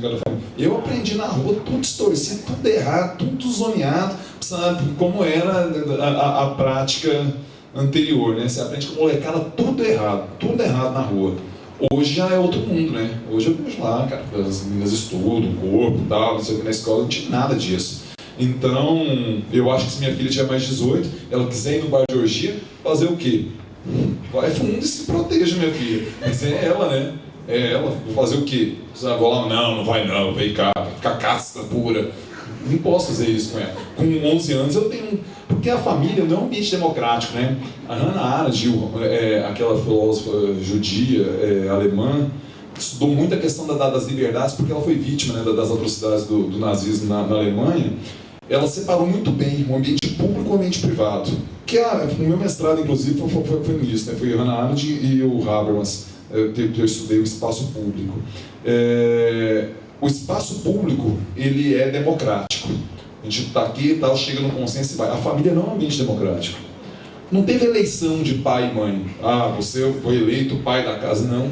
É autoritário, porque é, sabe? Então lá em casa tem a regra que eu e minha mulher criamos e não tem debate. Ela pode argumentar, não sei o que, mas se ela compactamos, falou, não, a autoridade pesa assim em cima e ela só vai ter o direito de reclamar. E se brincar, nem isso, vai reclamar no teu quarto. Não quer nem ouvir, e ela vai ter que ir. Agora, no ambiente público, não. No ambiente público, é a gente conversando, é no diálogo, é dar 2 passos à frente e 1 atrás, porque o consenso ele é difícil, ele é árduo, ele é trabalhoso, e algumas vezes impossível. E aí tem que ir para votação, sabe? Então vamos ver o que a maioria quer, sabe? Então, em relação à minha filha, com 11 anos, não. Ela está no ambiente autoritário da família, que é autoritário mesmo. Com 18 anos, se ela quiser... Aí ela tem o direito, quer continuar morando aqui? Então calma aí, tem uma regra aqui, né? Não, beleza, tá aqui a mala, siga a sua vida, o direito seu. Você entendeu? Então, tudo, mas porque me incomoda muito quando vem dessa parte assim, e se fosse você? Tipo, quando eu sou contrário à pena de morte, né? Mas imagine se estuprassem sua filha, sangrassem ela no meio da praça cívica, tirassem as vísceras dela e enrolassem no movimento das 3 raças, não sei o quê. O que você queria fazer? Eu queria matar esse cara com a minha mão e fazer o mesmo. Só que eu sou eu, né? O Estado é outra coisa. Então a gente não pode personalizar as coisas, porque senão fica vazio o debate. Mas eu tenho uma coisa importante para falar sobre isso, que é assim, a necessidade do ser humano de ter essa limitação. De alguém falar assim, filho, deixa eu te falar, olha, eu estou querendo o seu bem, e é pelo seu bem que eu estou dizendo isso. Talvez a questão assim, de um Estado, fazendo às vezes de um pai, não estou querendo dizer que sempre, em qualquer situação, tem que ordenar, e autoritário, e despota. Não é assim. Eu estou querendo dizer que existe uma certa necessidade, que a gente não pode fugir dela, que o ser humano precisa de uma certa limitação e uma certa preocupação sobre essa questão assim de que, se eu deixar as coisas fluírem, tudo bem. Porque uma coisa que o filme me fez pensar muito, eu tenho, volto a dizer, como eu comentei mais cedo, em relação ao papel. Eu vim aqui representar muito profundamente o papel de cristã, não posso fugir disso. E eu tenho uma crença muito forte que é assim, uma vez, um casalzinho, eles só pensaram na desobediência de pensar assim, será? A dúvida já foi o problema, entendeu? Será que tá certo? Será? Pronto. Porque aí vai se tornar aquilo que vocês comentaram mais cedo, sobre a questão de virar com esse cara que ele já tá mal mesmo, tudo bem, ele já é um cliente assíduo, o mercado já está garantido. Essa frase, mercado garantido, para ele tá beleza. Agora, quando a gente tem essa opção de questionar antes. Peraí, como é que a gente vai fazer para prevenir? Até em relação ao próprio direito. Hoje é muito mais importante a gente pensar na prevenção. Já que a gente tem a capacidade de hoje discernir o que é bom e o que não é, a gente pode prevenir, a gente pode pensar em ensinar melhor, porque mais que tudo, um problema que está existindo, e com certeza não é o caso da sua família, que graças a Deus tem um pai muito presente, é a questão da falta de valor que está tendo na sociedade. As pessoas não têm nem parâmetro mais para poder saber o que é certo e o que é errado, porque ver o que está conhecendo, o que está aprendendo, é tudo assim totalmente normal, até a violência normal, todos os tipos de dependência são normais, tudo bem, aí é o outro. Mas tem a questão assim, peraí, nesse aspecto também, é o outro, mas é alguém que precisa de uma orientação, é alguém que precisa de uma educação, precisa de uma cultura, de um valor, que quem é que vai dar? Da onde vai aparecer? Se não da própria sociedade de falar assim, deixa eu te falar, eu não concordo com isso que você está fazendo. Eu, vendo alguém na rua e falar assim, deixa eu te falar, eu não concordo, eu não acho isso certo, deixa eu te falar, que nem foi um negócio do Fantástico, que fez muita polêmica em todo mundo, que tinha gente discutindo, maltratando outras, e aí chegava a pessoa e falava assim, por que você passou reto, não falou nada? É papel da sociedade fazer isso, porque senão a sociedade não fizer, quem que é o Estado para fazer isso? Se é da própria sociedade que nasce. Então, é essa preocupação que eu tenho. Eu, desde muito nova, eu não sei assim, se é uma coisa que todo mundo tem, imagino que não, mas desde muito nova eu tenho essa coisa de pensar assim, um dia eu quero ser mãe, eu tenho que dar o exemplo, desde cedo, para falar assim, nossa, olha ali, minha mãe fez isso, aquilo, eu posso fazer também? Então tá beleza, então tá liberado. Então isso é uma coisa muito séria da gente pensar onde é que está sendo conduzida a nossa sociedade e mais que tudo bem, liberdade é realmente, cada um tem a sua opção de escolha, a sua consequência, mas cabe também a gente pensar assim, peraí, mas se a gente pode, a educação, ela parte um pouco do limite, ela parte um pouco desse freio, de querer falar, peraí, tem um momento de parar tudo isso, sabe? Eu preciso só contrapor aqui e eu vou passar para vocês. Porque o que é bom? O seu paradigma de bom é completamente diferente do meu paradigma do que é bom. Entendeu? Assim, então, quem tem que ter um consenso. O que é bom, por exemplo, lá em casa, você falou criar a sua perspectiva cristã e tal, lá em casa a gente optou por não batizar nossas filhas. Nem minha mais velha nem minha mais nova são batizadas. Eu fui batizado, fiz primeira comunhão, crismei, então o batismo foi imposto. Me impuseram uma fé, os meus pais, que hoje eu nem compactuo mais. E aí depois eu escolhi, eu crismava, eu estava na faculdade, estava no FG já, tudo. Aí sim, eu quis confirmar ser católico, tudo. Agora, a gente optou por não. Então assim, o que é bom? Você com certeza vai achar que é bom botar uma religião tal, cristã. Eu já não acho que é isso. Então assim, como que a sociedade vai impor pro cara lá na rua o que é bom? Quem vai falar o que é bom? Qual o paradigma que é bom? Então o debate anterior, sabe assim? Então, tá uma ausência de moral. O mundo nunca teve tão legal quanto está hoje, historicamente. As pessoas nunca viveram tanto, as pessoas nunca se respeitaram tanto, sabe? A verdade é que a percepção que a gente tem desse caos é pelo excesso de informação que a gente tem. Mas se for ver, cara, tá bem legal viver hoje comparado a 200 anos. 200 anos, cara, imagina você morar aqui em Goiás 200 anos, você tem que lavar pãozinho, você ia ter, porque senão você ia morrer, sabe? Então assim, nunca foi tão seguro viver no mundo quanto hoje. Não, mas mesmo assim lá na Síria ainda está melhor do que a Síria de 300 anos, sabe? O mundo, a média mundial, claro que tem lugar que piorou, né? Na média é aquilo, né? Sabe? Na média todo mundo tem um seio e um testículo, né? A média é essa. Tem lugar que é diferente. Agora, em geral, o mundo nunca foi tão legal quanto agora. Não vamos ser apocalípticos não, calma. Então, só para dar minha opinião nessa questão, eu sou cristã também já sou mãe, meu filho tem 4 anos. Eu acho que essa discussão da liberdade de expressão, ela passa a ter um pré-requisito fundamental, que é a educação. E educação é o quê? Condicionar uma pessoa ou é realmente ensinar ela o que é certo e o que é errado por ela? O limite é dela, não o limite externo. Eu concordo com os dois, porque vocês dois falaram. Mas quando você pega uma criança e mostra um pulmão preto, que você passa a colher lá e sai graxa, você está condicionando ou você está ensinando? Você está colocando medo naquela criança? Que tipo de educação que você quer? Eu quero mostrar para o meu filho todos os lados e que ele possa escolher. Lá em casa também televisão não pode de qualquer jeito. Então acho que vai muito, esse limite não é muito externo, acho que é muito essa questão da educação no Brasil. O brasileiro não tem capacidade ainda de escolher ou não se vai fumar maconha, de ter esse contato tão aberto com a maconha, porque a gente não tem educação no nosso país. Infelizmente, a gente condiciona as pessoas. né? Reproduzir coisas que já estão prontas. A gente não ensina as pessoas a pensar. No primeiro semestre, o Frederico falou, eu vou desprogramar o jeito que vocês pensam, vou desistematizar a cabeça de vocês e vou ensinar vocês a pensar o direito. Isso me marcou muito, porque eu vim da matemática e trabalho na área da saúde, e hoje estou na área de humanos, na área do direito, e eu não conseguia pensar desse jeito. Tudo ele falava, depende. Então a gente tem que quebrar esses nossos paradigmas. Nada é tão preto ou tão branco, tá cheio de tons de cinza aí no meio. Eu tenho que dar o testemunho que você me deu trabalho no primeiro período. Desprogramar uma matemática num curso de direito. Gente, só um detalhezinho para a gente não confundir nunca. Quando, na verdade, esse texto Limitar para Libertar não é nem um texto meu, é um texto do Miguel Reale, e ele puxa isso, inclusive, lá do Dante Alighieri, ele faz toda uma... mas tudo bem, mas nós temos que tomar cuidado, porque limitar não significa impor. O limite significa achar um meio termo entre essas diferenças. Achar um meio termo para que a sociedade conviva. Se a gente, uma vez, eu falei um negócio que muita gente aprende na escola, né? Hobbes diz que o homem nasce mal, Rousseau diz que o homem nasce bom. E uma vez eu desafiei vocês, eu falei, olha, para mim os dois dizem a mesma coisa. Porque o estado de natureza do Rousseau, esse estado simbólico, o homem está sozinho, então tudo que ele faz é certo. Por que a sociedade corrompe? Porque a hora que ele encontra com outras pessoas, os conceitos de certo são variados. Os conceitos de errado também, então muitas vezes o que eu acho certo, o outro acha errado. Então cria essa noção de certo e errado que não é coletiva nunca. Então a normalidade é um padrão estabelecido, não existe normalidade. O que é normal? O que é normal é aquilo que está pactuado de que a gente vai fazer em público. O que é anormal a gente deixa para fazer em casa. Né? A gente deixa, então, esse pacto, essa limitação do direito é uma limitação que existe inclusive para defender aquelas pessoas que discordam.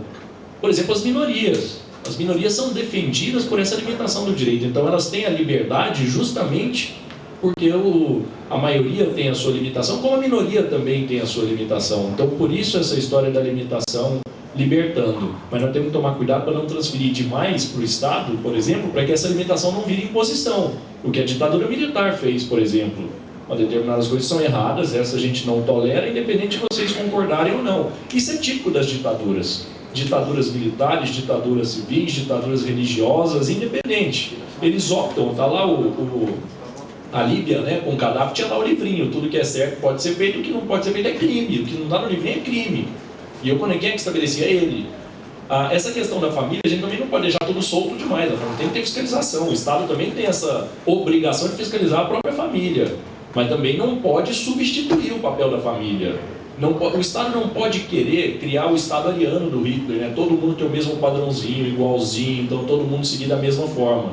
Mas não pode deixar também que essa anarquia se transforme em situações que vão contra o status quo da sociedade, desse conceito de correto, esse conceito de normalidade, por exemplo, de uma criança abandonada, às vezes de uma criança acorrentada na cama, e vem o depende, né? Quem foi que acorrentou por quê, qual que era a condição que a pessoa tinha de visualizar o conceito de certo e errado, diz perfeito, mas nós não podemos aceitar que a criança, que seja considerado certo a criança ser acorrentada na cama.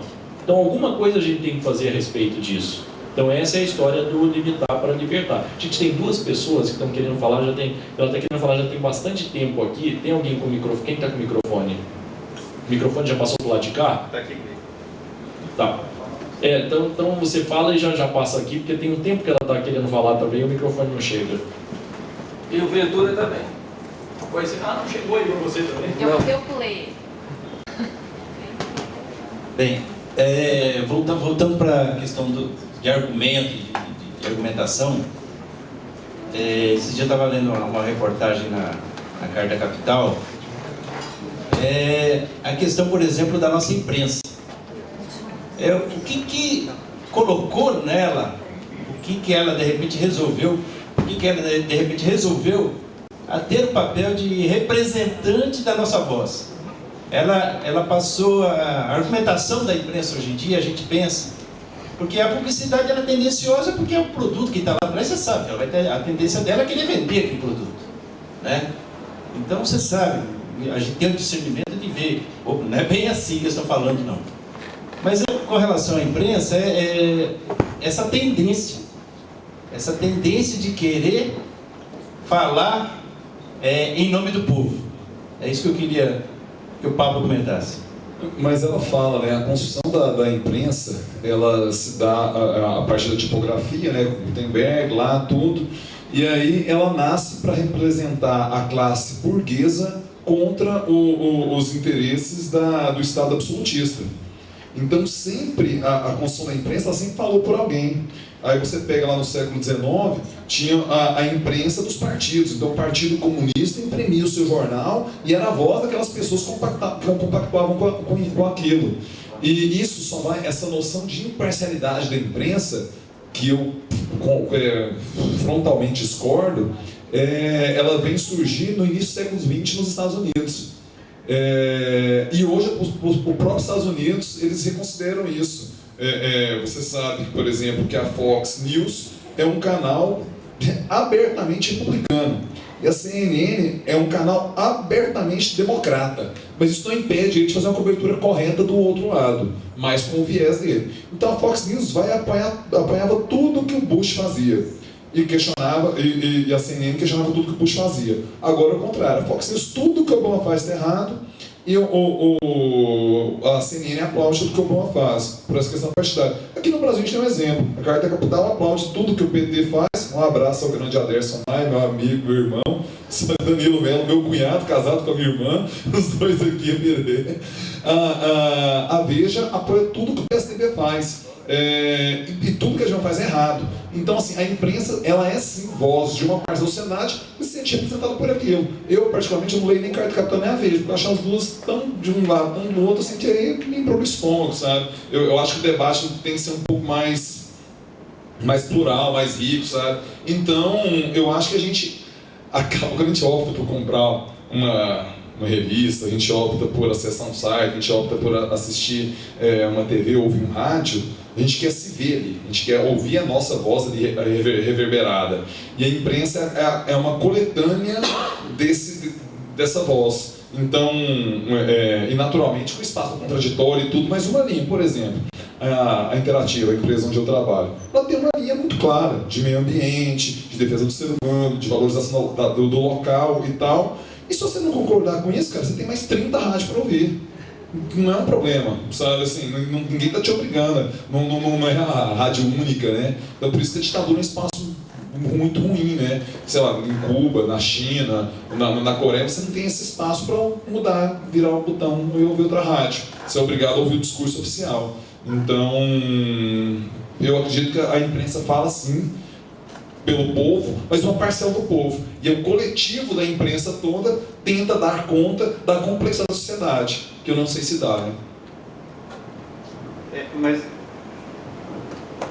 no caso, a nossa é mais hipócrita, você não acha?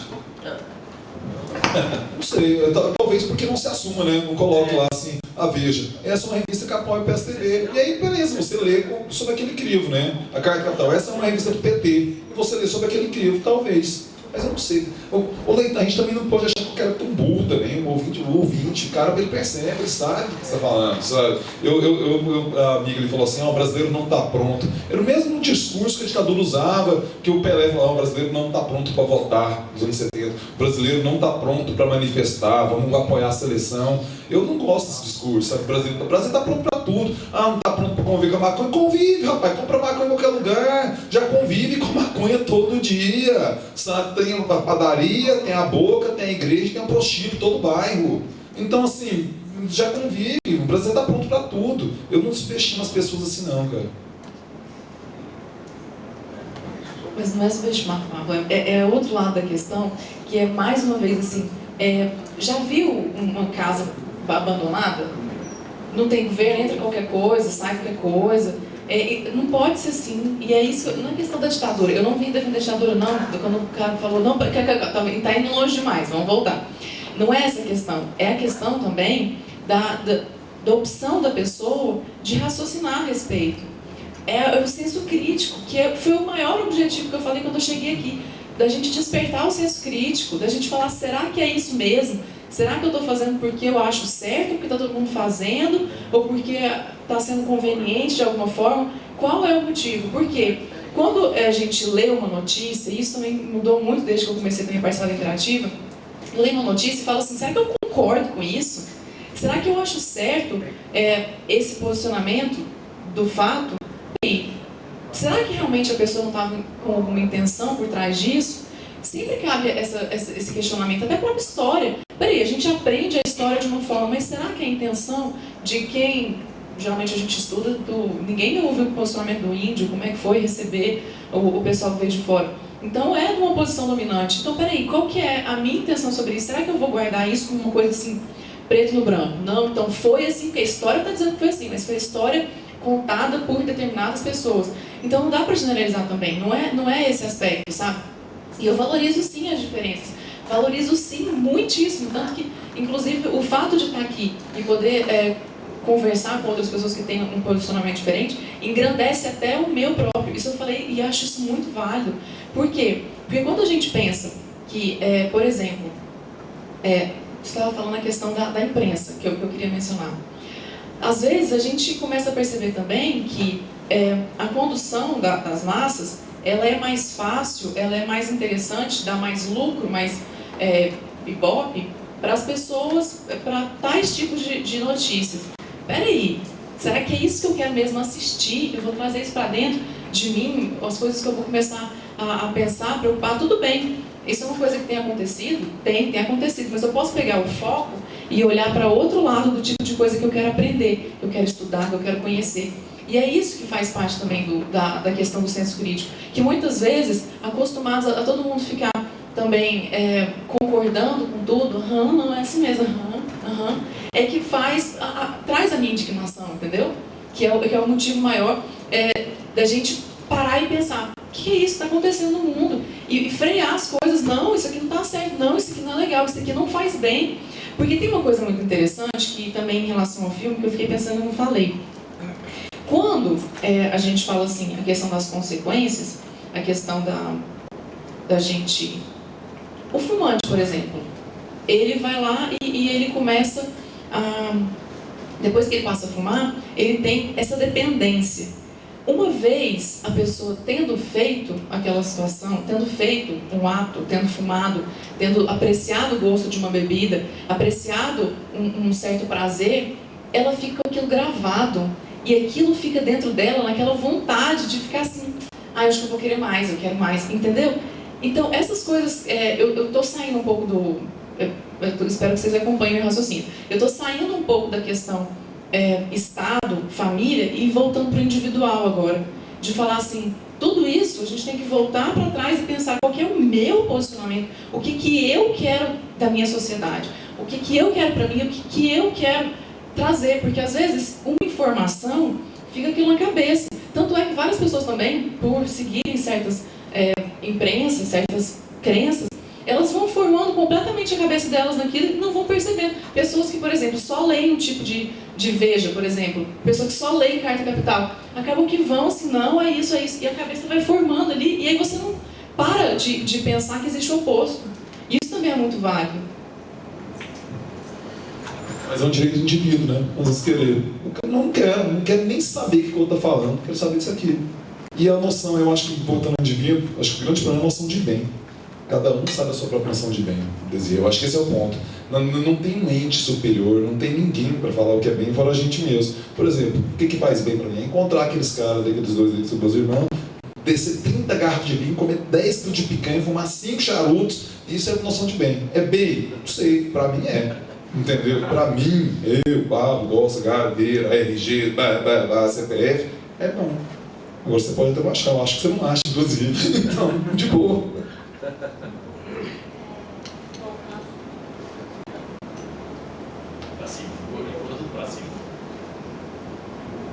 Voltando então à parte de influência e criação, eu queria falar um pouco mais ou menos da minha história. Eu sou filha de pais fumantes, meu pai fuma até hoje e minha mãe fumou mais de 10 anos e parou. Eu experimentei cigarro uma vez na minha vida, ano passado, porque eu quis, odiei, não coloco isso na minha boca. Então eu acho que assim, concordo com o que o Pablo fala, quando ele diz, até 18 anos, na minha casa não, isso não vai acontecer, depois dos 18 a escolha é sua. E você tem até os 18, não para influenciar, mas mostrar para os seus filhos todos os lados, como a nossa colega ali atrás diz, todos os lados, todas as faces da coisa. Minha mãe sempre falou para mim, olha, eu não vou te dar.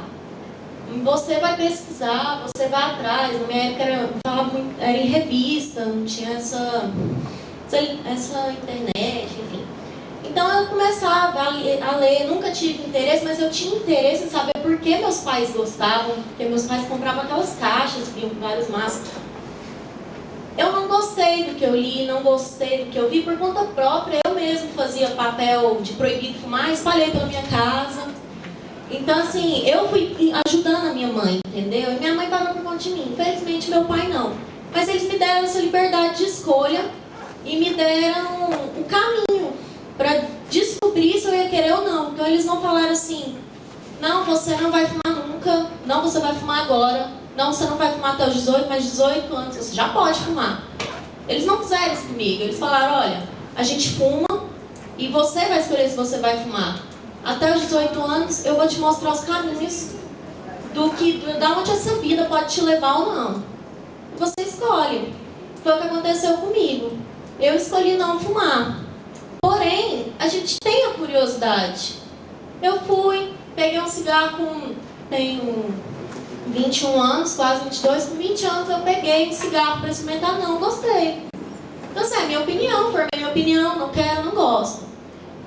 Outra coisa que eu queria observar, uma colega nossa disse aqui que os fumantes não se preocupam com quem fuma, basicamente isso. Eu discordo. Felizmente, os fumantes que eu conheci, eles têm consciência sim, não é porque não fuma que não tem.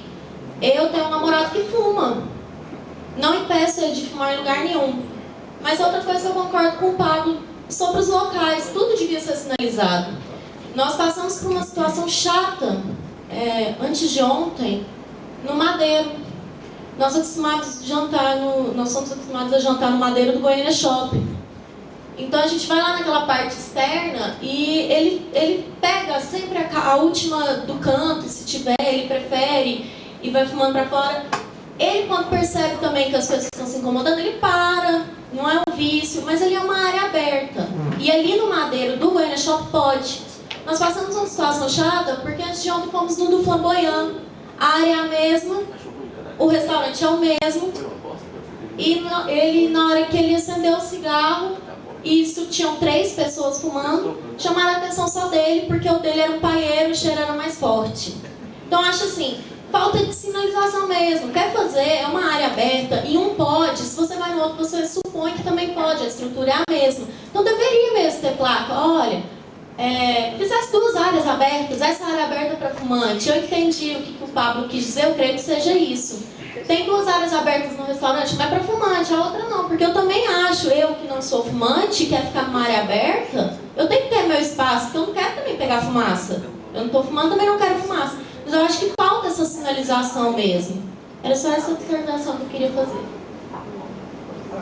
O problema é que nós estamos tratando uma situação que não tem muita mágica, né? Assim, você não tem como resolver. Eu lembro na época que os aviões permitiam fumar no fundo do avião. Era só no fundo do avião que podia fumar. Mas quem está na frente, acontece nos trens europeus, né? Você tem vagão de fumante e vagão de não fumante. Se você precisa atravessar para outro vagão, se enrolou, porque é alternado, né? Um de fumante e um de não fumante. Aí você passa pelo de fumante para chegar no de não fumante. A mesma coisa quando você tinha restaurante, né? Olha, dessa mesa para cá pode fumar, dessa mesa para lá não pode. Mas como assim? Tem algumas situações que são tão interessantes. Tinha uma charutaria antiga aqui em Goiânia, acho que o Pablo deve conhecer, não vou dar nomes, mas foi um ícone. Acho que a maior charutaria era um ambiente brilhante. Eu frequentei por 7 anos e de repente ela mudou de local. E aí começou essa onda do politicamente correto, criou uma situação inusitada. Era uma charutaria, mas se você quisesse fumar charuto a partir daquele dia, tinha um aquário para você. Era um aquário, era uma sala de vidro, onde ficava todo mundo, muito pequena, ou seja, era 30% do ambiente era aquele aquário. Quer fumar charuto, é um negócio forte, é um negócio que tem um cheiro mais... Aí cada um com um charuto diferente lá para dentro, você juntava 30 pessoas lá dentro naquele cubículo de vidro, e todo mundo lá fora, numa charutaria, no ambiente externo ao aquário, olhando, e virava um aquário, um negócio meio Big Brother. Olha lá dentro, olha quando abaixa a fumaça, olha aquele ali o que faz. Mas aí cria uma distorção, porque se você vai para uma charutaria em tese, pelo menos na minha cabeça, você pressupõe que as pessoas vão estar fumando charuto lá dentro. Então aí é a escolha, mas esse politicamente correto, ele está invertendo esses valores. Agora, no caso do restaurante, eu tenho que fazer o papel ao contrário, porque eu acho que, de fato, independente de qualquer coisa, porque o shopping por si só, até por regra, hoje, o shopping tem que proibir o fumo, é lei municipal aqui, ele não pode permitir. Em alguns ambientes, o caso do restaurante do shopping anterior que você citou, é um ambiente externo ao shopping. Nesse segundo, o ambiente é interno. Então, na verdade, o correto seria se ele tivesse pedido para todo mundo parar de fumar, não só para o seu namorado, mas isso por norma municipal. O shopping não pode permitir fumo, certo? Gente, nós vamos, o Pablo e a Desirê tem problema de horário agora, nós vamos fazer mais uma pergunta só, porque ainda tem um detalhe. Eu comentei com vocês, nós temos um apoio cultural brilhante. Isso aqui, Pablo e Desirê, tem sido uma luta individual, porque essa é a nossa 5ª edição. Tudo aqui é gratuito, aqui não tem nada cobrado, é tudo assim. Então, da primeira edição, eu lembro que eu escutei muitas vezes, a faculdade cedeu o auditório, eu lembro de ter escutado assim, olha, sábado de manhã, você não quer uma sala de aula? No primeiro sábado nós tínhamos 89 pessoas aqui dentro, sem apoio nenhum, sem nada, tudo improvisado. Eu e um professor amigo aqui para debater um primeiro filme B, ninguém conhece, O Senhor das Moscas foi o nosso primeiro filme. Depois disso foi crescendo. Hoje, correndo atrás, só eu correndo atrás de tudo isso, nós temos um apoio cultural da editora Atlas, que enviou para a gente 2 livros. Eu vou sortear no final, tá, gente? Tem 2 obras para serem sorteadas e enviadas pela editora Atlas. Já temos um apoio cultural da OAB, da ESA, da Escola Superior de Advocacia, e a estrutura também foi ampliando. Hoje nós estamos com a transmissão ao vivo, as filmagens vão para o YouTube, já tem funcionários disponibilizados pela faculdade, então isso aqui está crescendo. E criou uma situação inusitada. Antigamente eu implorava para as pessoas virem. Não, mas sábado, não, mas por favor, não me deixa na mão, eu vou ficar sozinho, lá é legal, o pessoal participa. Hoje em dia eu recebo currículo, um aluno chegou para mim esses dias e falou assim, olha, o advogado que eu trabalho com ele viu um vídeo e mandou entregar um currículo para ver se pode participar de um sábado. É uma situação gratificante, né? Então no final nós vamos sortear essas 2 obras que a editora Atlas deixou, tá, gente? Mais uma agora, gente, vamos chegar num consenso por conta do adiantado do horário. Tá bom, a Desirê autorizou 2 aqui, tem problema, Pá? Vamos. Eu acho que não tem essa. Frederico, posso só me despedir? Bora. É rapidão. Mas já? Eu tenho um compromisso. Eu queria falar, mas não deu tempo. Eu falo você, deixa ele furar a Prazer em te conhecer, muito grande, ver seu programa todo dia, você também. E esse filme ele vale um pouco para mim, porque eu sou representante da indústria de fumo para cigarro. Você acredita um negócio desse? Mas não prego nada, não, eu vi o disse e pronto. Era um grande prazer, eu sou de evento grande a torcer por Goiás e ser apaixonado ao Dr. Rei, né? Que ontem eu vi, que ele ficou doido com ele. Obrigado. Tudo de bom. O cara representa. Não acredito. Quem é a pessoa que quer fazer a pergunta? Foi isso mesmo, isso aí é verdade. Foi isso aí.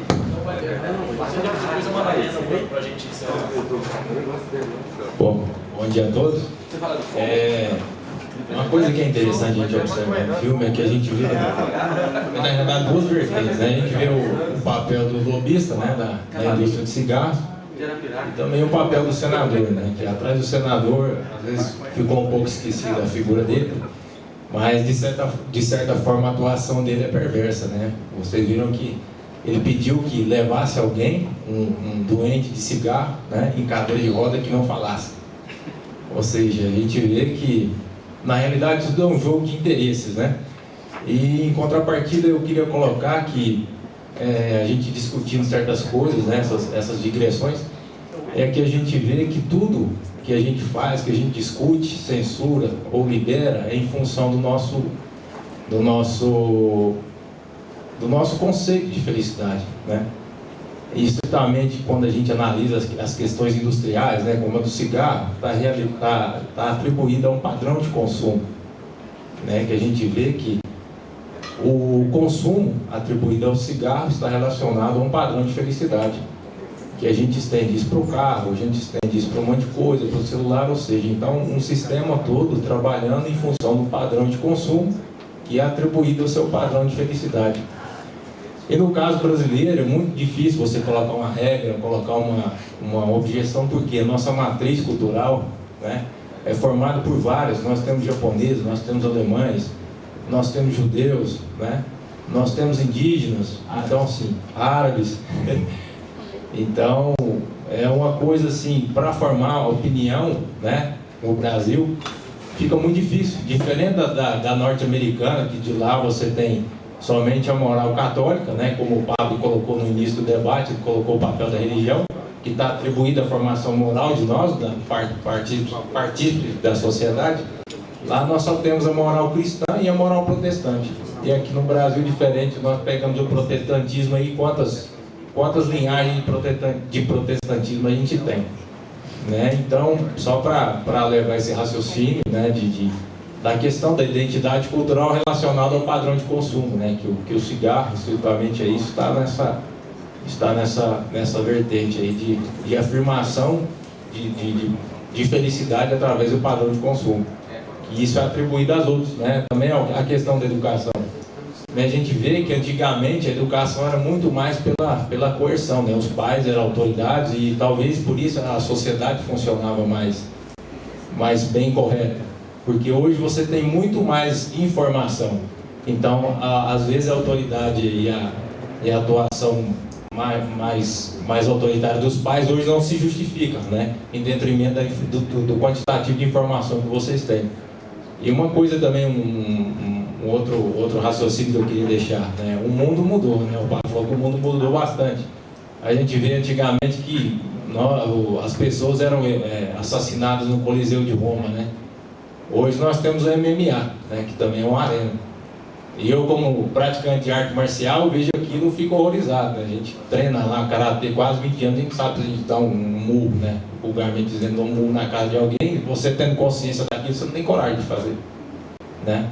E a gente vê isso, que o mundo pouco mudou. O mundo aumentou as pessoas, né? E aumentando as pessoas os problemas, mas são os mesmos problemas, né? Os problemas só se mudam de face. Né? Acho que eu queria só colocar esse ponto de raciocínio para vocês aí. Obrigado.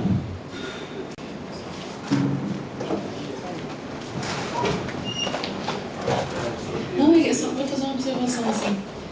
Essa questão também da visão de felicidade, até os próprios filmes que o filme mostra, o incentivo que é dado em relação à pessoa que está lá fumando e é interessante. Então as propagandas de bebida alcoólica que passam na televisão, todas são o quê? Gente muito bonita, gente muito jovem, sabe? Num lugar lindo. Então isso acaba que a mídia tem esse papel muito forte. Eu percebo isso. Mas outra coisa que você falou, que foi a questão da religião, eu imagino. É engraçado que assim, as minorias, elas não são citadas, mas elas existem. Talvez por não fazer tanto alarde, não estarem lá no Congresso fazendo, às vezes, tem sim outras religiões que são muito presentes, as pessoas elas se pautam por isso. E eu acho assim que essa sua colocação ela foi muito boa para poder mostrar que realmente o seu estudo de arte marcial foi que trouxe a sua consciência crítica. E é exatamente esse o ponto. A gente tem que estudar para poder colocar a nossa posição, não simplesmente aceitar que a televisão mostra aquilo. Nossa, aquela imagem impactou tanto das pessoas saradas, jovens, bonitas, correndo na praia, de que a bebida alcoólica traz isso.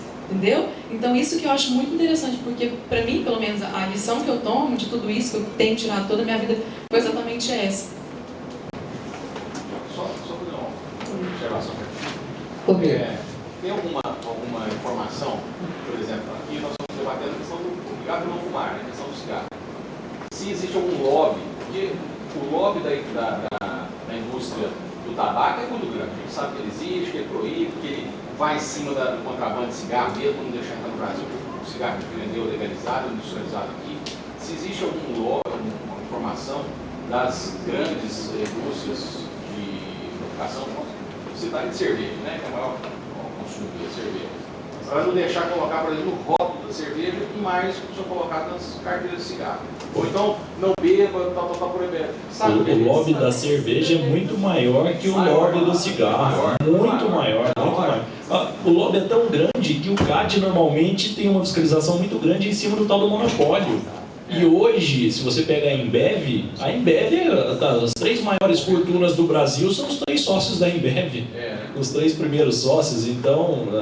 Mas tem alguma informação desse? Não, o maior lobby do Brasil, na verdade, não é do álcool, é da indústria automobilística. É o maior lobby do Brasil. Porque se pensa na indústria automobilística, é o asfalto, é o piche, é o pneu, assim, mas tudo que envolve um carro, entendeu? Por que o Brasil não investe em ferrovia? É claro que não, há tanto de gente querendo ganhar dinheiro com carro, com rodovia, combustível, petrolífero, todo mundo elege muito deputado, financia muita campanha e é o maior lobby do Brasil. Por isso que a gente não tem ferrovia, por isso que a gente não tem ônibus que presta. É por causa disso, porque os caras põem muito dinheiro, mas é muito, a gente não consegue nem sonhar quantos deputados estão comprometidos com essa causa. Por isso que a Ferrovia Norte-Sul, desde o Sarney, não sai.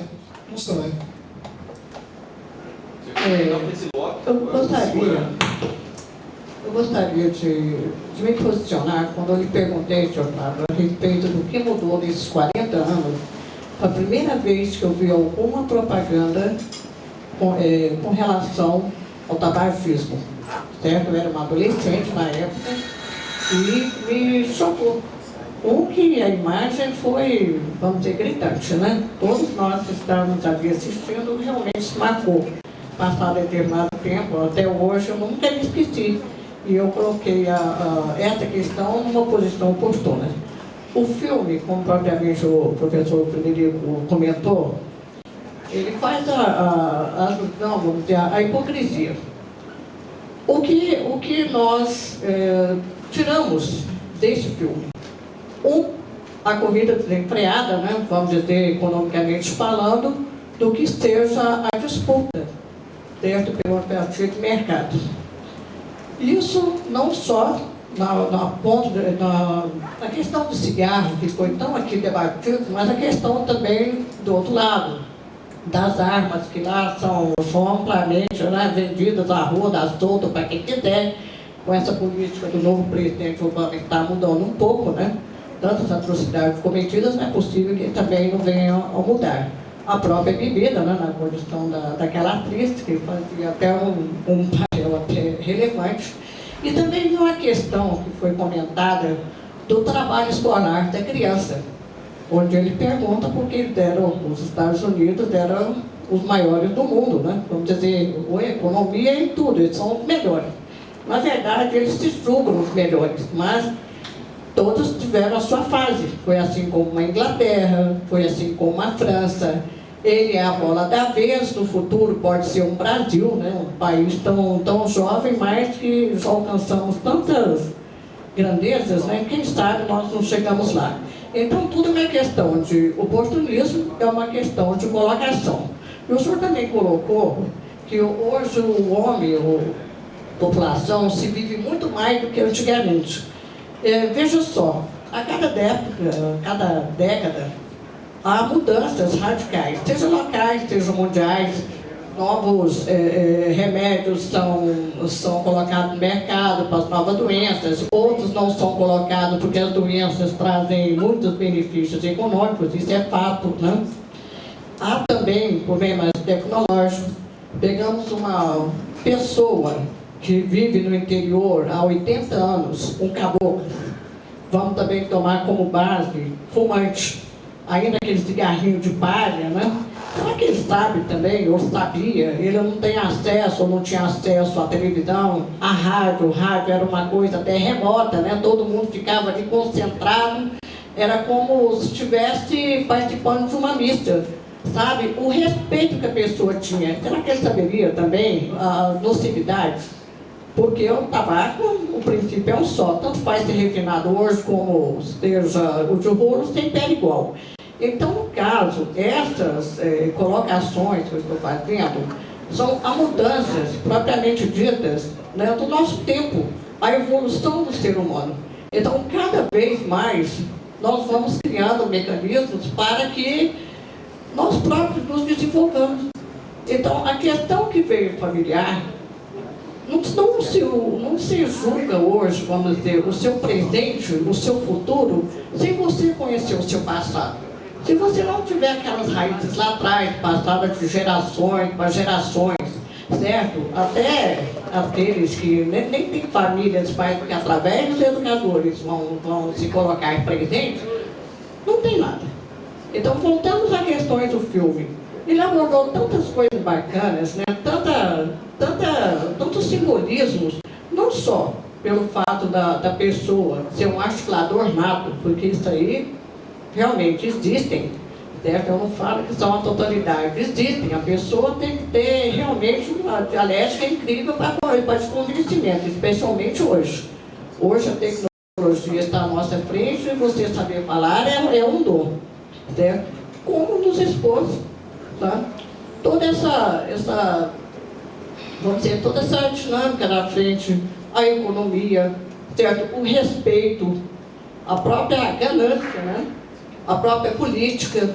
Então, diante de tudo isso, eu só tenho a dizer que para mim foi uma surpresa muito grande e eu realmente fiquei pensando, não só para a questão fumo, bebida, armamento, mas na questão moral, a questão evolutiva. E por isso que eu queria complementar que nesses 40 anos que foi a pergunta que eu me fiz, muita coisa mudou. Até eu, né? Até eu, com tanta coisa, aprendi a entrar numa internet. Hoje qualquer criança de 3 anos já pega aí um computador, já sai, né? Até que você consegue ver o que é isso, o que você dá um enter, para mim foi difícil. Mas eu quero parabenizar, né, a vocês que estão presentes, nós alunos agradecemos. E diante de tudo isso, eu espero que cada um que aqui participou tenha um pouquinho assim, voltado assim, para o filme, de pensar o que realmente ele trouxe para si. Porque eu aprendi muito, certo? Aprendi numa questão não só da evolução, como se diz, de pensar, de focar e ver que são vários matizes até chegar num ponto comum, que ainda a educação prevalece sobre a evolução. Isso aí sim. Bom. Eu só vou falar porque eu queria que, na verdade, não é minha conclusão sobre a fala, senão o que a colega disse.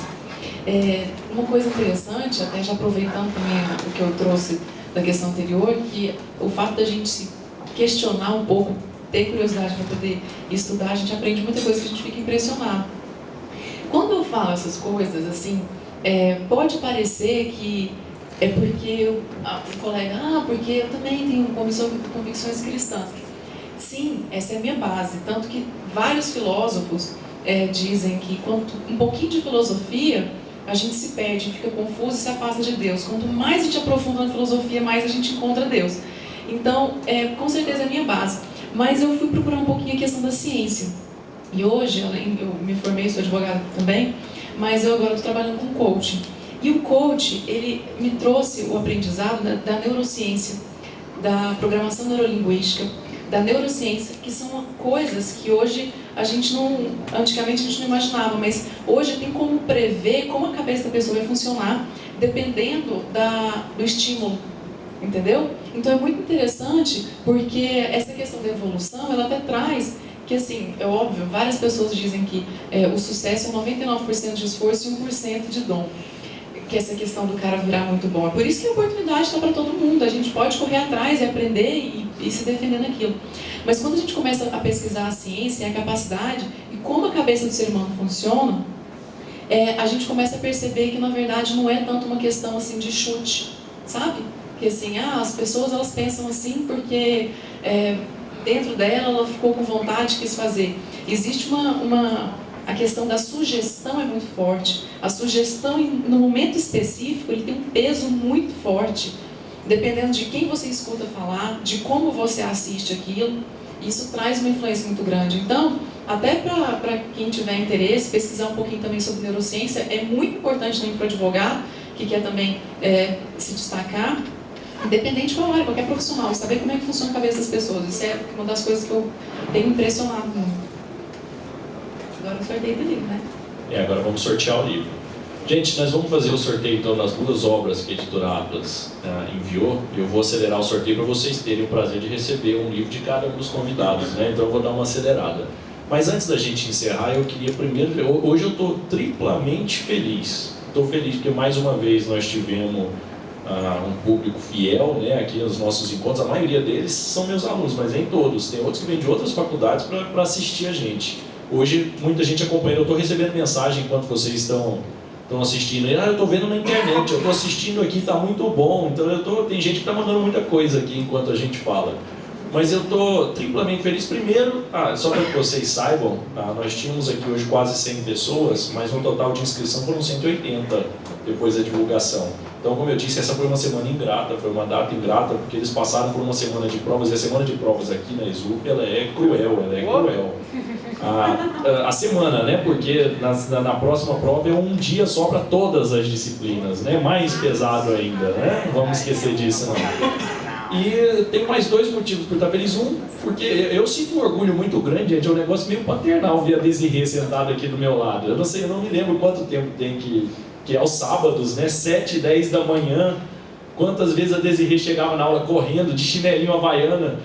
Tô atrasada porque eu fui deixar meu filho na escola, meu irmão na escola. Fui buscar o meu irmão. Chegava quarta-feira de manhã, assim, correndo, e estava lá sempre. Então é um orgulho muito grande, é um orgulho paternal ver a Desirê hoje sentada aqui, debatendo com a gente, debatendo tão bem, né? Porque por mais que nós tenhamos divergências, o debate, o fato de ter argumentação para defender a divergência é que é o essencial do debate, né? Não é a concordância. O dia que todo mundo concordar, o debate vai ficar sem graça. Na verdade, não vai ter debate, né? A vida fica sem graça.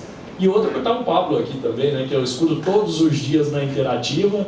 E ainda, eu lembro de você no Café Filosófico, discutindo estética musical, se não me engano, no Café Filosófico. Foi? Não, exatamente, defendendo... Eu lembro do Laércio defendendo o Chico Buarque como padrão estético musical. Alguma coisa assim. Definição de Adorno, né? E Adorno também é um paradigma superado.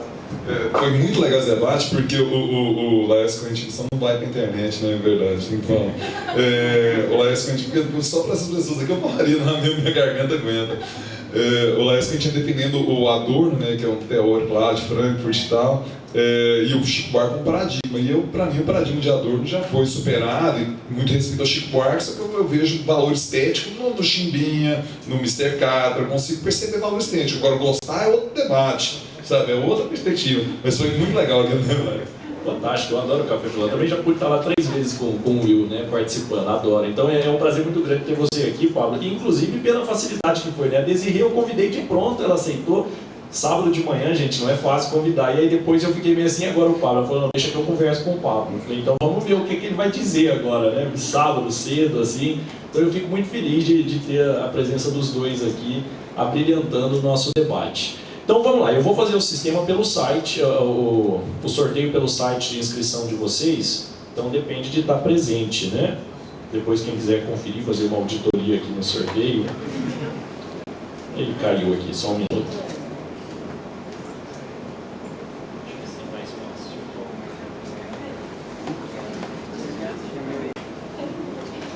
Ele está entrando num site chamado Doit e está colocando o nome dele, a senha dele. Saiu primeiro. Saiu o primeiro ganhador. Marcelo Pereira Vieira.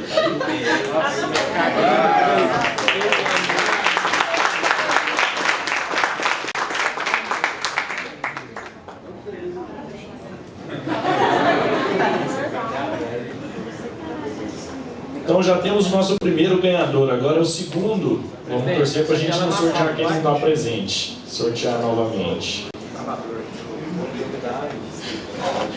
Bruna Scarlett. Bruna Scarlett já foi embora, né? Já. Então vamos lá, novamente. Natália Rodrigues Pimentel. E se estiver assistindo na internet vai chorar agora.